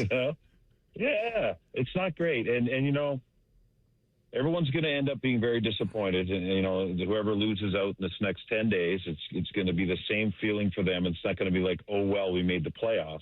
Mm-hmm. The goal is to win the Stanley Cup, right? Yeah. I mean, so lessons learned and groups kept together grow. And there's going to be a lot of that with some of these pieces, but it's going to look different next year. Yeah, and it probably ought to, and there's a lot of questions, and we can get into the big offseason plans at a later date. Is this result just missing it? Is that what, and I'm asking you as someone who follows not just this team, obviously, as well as you do, but you do such a great job calling the whole league and following the whole league. Is this what this roster deserved, or was this roster better than what the final result was? No, I think that there's a hole in a couple areas when you see defensemen, the sixth defenseman being rotated with every loss. That means the depth is, where is that solid 5-6 pair? And on a lot of teams, the 5-6 are either a mobile defenseman who can skate pucks out with a bigger guy, or two big guys. You know what I mean? That are steady and reliable, like Branson and that was the story here for the past dozen games, mm-hmm. where that shows there's something lacking there. Is this what this roster deserves? I don't think I can say that I feel like that's an area. I think you see where they're lacking a little bit. Mm-hmm. Speed up the middle of the ice a little bit. Is Monahan banged up a little bit? What's he dealing with? We know he was dealing with something going into the Olympic break. I wouldn't say that. I thought this roster was, and from all reports and how I watched them, I was very bullish on this team when they were playing the way they played in that winning streak, because they were hard to play against. Shift after shift, line after line, and that's when everyone was healthy. So the injuries with Severson out on the right side of the defense and Olivier out on the right side of that third line, which was a line that did everything: score goals, shut down the best opposition, and intimidate and be hard to play against. They didn't have that factor. So a healthy lineup with this Blue Jackets team this season, no, this is not what they deserved. Yeah. Jody, you look at this season and it certainly feels like there are some what-if scenarios. If this happens, then they're making it to the playoffs. Is there one maybe what-if that stands out to you more than some of the others? Well, Joshua, I'll tell you to you like this. I was in Toronto last night calling a game, and it was the Dallas Stars and the Toronto Maple Leafs, and I got to run into a general manager, well, the best general manager in the league as far as the awards, and that's Jim Nill of the Dallas Stars. And he said something very interesting to me, and what he said was, it's one more win a month. And he said, it sounds very simple, but that puts you into a different hemisphere as far as standings. And you think about that, that's 10 to 12 points over a season. And he says they're hard to find, but when you look at your schedule and you get the wins and you find a way, the good teams that separate find a way to get one more win a month. And, it's a circumstantial game like all sports. You don't know what's going to happen, but there is that attitude of excellence where, what if they didn't get injured is probably the biggest one to me down the stretch, where they needed the depth and experience of the two players out that I just said. Mm-hmm. That, I think, gets you at least 5 more points, and I think that's being modest. Jody, when you look back at this season, are you going to look more at the beginning of the year and the bad start that they got off to as the reason they didn't get in, or this slide at the end? I'm going to look at the beginning of the season, because every team had a slide. Every team dealt with injuries, or I'll say 90%. And they had a buffer. So when the slide hit, well, except for Detroit, I guess. That's a team that just completely fell off the cliff. But, there's a buffer there where you can regulate and get through injuries and those bad moments in a condensed season. But I would definitely look at the start. I would definitely look at the Colorado Avalanche, who lost last year in the second round to the Dallas Stars. They showed up in training camp early as a group, and it was sharp as they could be. And that comes from their head coach, who was so impressed with how they all showed up as a group. These guys can't leave here as Blue Jackets and just go off and have a, enjoyable summer. They have to think about this every day as professionals to come back and be better as a team, as an individual and as a team. And that's how good teams get to that next level. And, lessons are tough, and we've had a lot of them here in Columbus. But I think the start of the season has got to be bold, very bold, to give yourself a chance to not be in this situation ever again. All the points matter, don't they? They all do. I mean, it's amazing, right? You think it's an 82-game season, and you're like, we win. It's plenty of time. No. We got lots of time. You got no time. There's no time. No. Do you think this is it for Ovechkin tonight? Will he play? What do you think about this tonight? I mean, he started against us. First ever game was against us. I mean, I don't know if he's going to play. I haven't checked my phone. Like, I'm still in Detroit here. I missed my connection this morning. Oh, suck. The weather in Toronto, it's no big deal. But I'll be back tonight or today. But yeah, we had this discussion last night after the game when we had got a briefing at the end of the show, and I don't think he's coming back. But I saw him waving off Crosby and the Penguins from going to shake his hand last night to say farewell, and I saw Crosby getting autographs from him. Mm-hmm. I get the sense he's not. I don't think he'll be back. I think that this could be his last game tonight at Nationwide Arena if he's here. I don't even know if he's here. Yeah, I'm looking at some of this stuff of like him posing for pictures with Crosby and Malkin and Letang, and I'm thinking that feels like it to me. Yeah, I think that was them, and his centerman last night got kicked out of the faceoff, so he could take the faceoff against Crosby. Kind of fun moments. But I don't know. I feel like he's done. He's going to go play in Russia when he's done. Where he's from, and enjoy it with his kids. But it's hard to say with a guy like that. But I feel like he's not coming back. Yeah. All right, I'll get you out of here on this one. And I know you won't be on the call tonight. It's on ESPN Plus. You guys did such a great job all season. I might be on the radio. Oh, good. I might be on the radio with Bob McElligott tonight. I might hop in there in the booth. Oh, fun. So, okay, yeah, we'll listen to you right here on the Fan. Then, how would you sum this season up?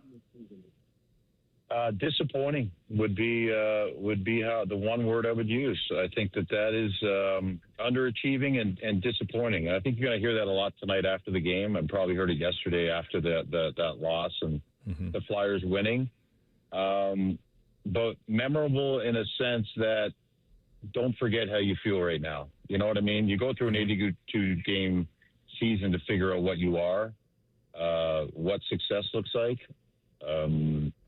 But I would say that this has been a disappointing season, but one of also some growth, a lot of growth. I mean, they made some big changes with the coach and guys responded, and there were some bright spots with growth of Adam Fantilli and Jet Greaves as a rookie. And this is the sixth most points in 25 years the Blue Jackets team has had. So there's a few things to hang your hat on, but at the end of the day, and remember, it's not just making the playoffs. I think we put a lot on. I agree. It's winning a Stanley Cup. It's making to the second round. And I look at the East, and I think it's wide open this year. I think that's the biggest missed opportunity because once you get in, like I said, in 9 days there's going to be 8 teams that are very disappointed and not achieving their goal. But just to answer your question, disappointment, but encouraging. All right, buddy. Good stuff as always. We'll hopefully check in with you some point in the Stanley Cup playoffs. Get home safe today, and we'll do it again soon. Yeah, anytime. Track me down. Have a great day, guys. Thank you. All right, there he goes. A little bit of Shelley time. Final one of the year on the Bryant Heating Cooling Systems Fan Guest Hotline. We get you 3 things on a Tuesday up next. Bishop and Friends right here on the Fan. From posters and presentations to labels and loyalty cards, Staples has all the print to boost your brand. Shop now, in store and online. Staples, that was easy. This Ohio State football spring practice report is brought to you locally on the Fan by Roosters and by your Ohio Kubota dealers. Ohio State football spring practice report. It's nothing new for incoming freshmen to have great expectations when they sign up to play football at Ohio State. That was the case for cornerback Devin Sanchez going into last year. And even though he was playing behind experienced players, he found himself thrust into a role that brought about the need for contribution.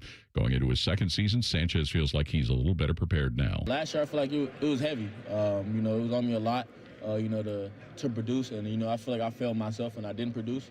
So I feel like, this year is just taking that next step and, realizing, what I could have did last year. Towards the end of the season, after that Miami game, I realized, if I would have just did this all season, it could have been a whole different outcome. When we went into the offseason, I told Coach Walt, I'm not stepping back this year. I'm coming in full head. I'm foot on the gas. I'm not letting up. It doesn't matter who's in front of me. I'm going to win. This report brought to you by Ohio State's Wexner Medical Center and by Weber Grills on the Ohio State Sports Network from Learfield. There's one medical team in Central Ohio skilled enough to care for your favorite Ohio State team, and Buckeyes everywhere. The Ohio State University Wexner Medical Center is your choice for the most highly specialized orthopedic and sports medicine care. Our surgeons, physicians, and physical therapists have access to the most advanced treatments and innovative recovery approaches to get you back in your game. Because on or off the field, our team is your team. The choice for your orthopedic care is clear. Buckeye fans, game day just got hotter. Whether you're parked in the shoe lot or grilling at home, it's not a tailgate without Weber Grill's Traveler Grill. Fires fast, folds flat, fits compact, and delivers championship flavor every time. Burgers, brats, steaks, even rival fans agree. Bring the taste of victory wherever you grill. The Weber Traveler Grill. Tailgate tough, Buckeye proud. Weber Grills. Taste the tradition. Proud sponsor of Ohio State Athletics. Everybody knows that Roosters is a fun, casual joint with their award-winning waitstaff, great food, fun, and laughter. It's a quick stop on the way home to sit back and unwind. It's a front row seat to the big game. Roosters is where you, your family, and friends can order pizzas, sandwiches, salads, and more. And the home of award-winning wings that are fresh, never frozen, and so big you won't believe it. It's your family's other dinner table. Roosters, a fun, casual joint, and the official wing sponsor of Ohio State Athletics. Toyota gives you the power of choice with more electrified hybrid choices, including the best-selling built in the USA Camry. Now through May 4th, get 4.99 APR financing on any new 26 Camry. Or lease a new well-equipped Camry LE for just $289 a month for 36 months with $36.99 due at signing. With approved credit through TFS. Tax, title, and license extra. Call 1-888-36-TOYOTA for details or go to Toyota.com. Toyota, let's go places. Having insurance isn't the same as having State Farm. It's like needing a lawyer, but getting some guy who just watches courtroom dramas. How does the defendant plead? Guilty. Wait, what? Also, objection. You object to what? Erroneous. Counsel, approach the bench. Hey, can I get a whack at the gavel? You wouldn't settle for just any lawyer, so don't settle for just any insurance. Get the real deal with State Farm. Like a good neighbor, State Farm is there.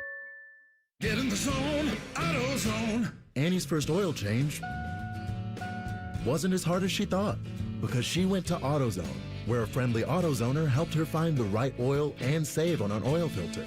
He explained the job and showed her free how-tos on AutoZone.com. When she was done, AutoZone recycled her old oil for free. No hassles, just help. Everything you need, nothing you don't. Get in the zone, AutoZone. Restrictions apply. Bishop and Friends is sponsored by Diamond Seller, your true jeweler for almost 80 years. The Fan, Ohio's sports destination. The friends are the guests and listeners. Reeser and Baker just work here. Back to work, back to work. Everybody, work, work, work, work, work, work. You're listening to Bishop and Friends. Hi, Bake. What do we have in the poll today? The Daily Fan Poll sponsored by JT's Pizza and Pub. What needs improved the most at the shoe? 53.7% of you are saying the restrooms, 25.6% the seating, 20.7% the video board. How would you rate those, JP? Video board, seating, bathrooms. Seating, bathrooms, video board for me. I would do it the same. Yeah. I mean, I think the bathrooms are probably number one. When you got people missing a lot of game action. There's not a lot of... Bathrooms are bad. Not the a idea lot they of get hip porta room potties. for the porta ass, potties though. No, porta potties are crazy. And you're right. I think I go JP, though, because for so long I was spoiled because I was media. And so I just walk across the field. But then you go and take a family, and you're like, wait a second. We're going to squeeze 5 people on this metal bleacher? And this is it? This is what we're doing? And so I think it's long past time to go to everybody has a seat back. Long past in that place. And that would take capacity down. But I don't know that capacity matters anymore the way that it used to. There was a time it did. I don't know anymore. And the bathrooms are dreadful, especially for the ladies. It's dreadful for the ladies. Capacity is a point of pride, I think. You think it still is? I think so. I don't hear anybody talk. I don't even know who has the biggest stadium now. I mean, it's one of the largest stadiums in the world. No. But I mean, like, there was a while when it was like an arms race. Isn't it Tennessee? Or Michigan? I'm not sure. I think it's Michigan. Is it Michigan? At one point, like, Penn State passed one of them. Sure. And then they had to add more seats, and then we added more seats. And I haven't heard anybody talk about that in like 10 years. Like, who has the biggest stadium? It floats around social media sometimes. Does it? Ask the kids. I'll ask the kids, see if they know. All right, time for 3 things on a Tuesday. 1, 2, 1, 2, 3 things. Sponsored by Newman Roofing. For all your roofing, gutter, or siding needs, call Newman Roofing today at 614-NEW-ROOF or visit online at newmanroofing.com. All right, the following is fact. There's nothing that's made up, embellished. It's just fact. So this weekend, NBC played in the Drew Joyce Classic up in Cleveland at the IX Center up there. It's an AAU basketball tournament. There's 400 teams from all over the country and teams from Canada, all of these places. This was my price for a weekend pass for an adult. $65. For my father, who was here watching the boys play, it was $60 because he's a senior. They were going to charge me $65 for Bootsy. He's 10. He was just along for the ride. Right? They were going to charge me $65. I said, well, how? I go, what do I got to pay for him? And the lady goes, well, how old is he? And I said, he's 8. He's 10, by the way. And she goes, are you 8? And Bootsy goes, yep. And she goes, are you sure? And I said, do you need a retina scan? Like, I'm in $130 here to watch 8th grade basketball. Like, really? We're worried about this? By the way, our tip times, Friday at 7:40, Saturday at 9:20 a.m., Saturday night at 7:40 p.m., Saturday night at 9:55 p.m.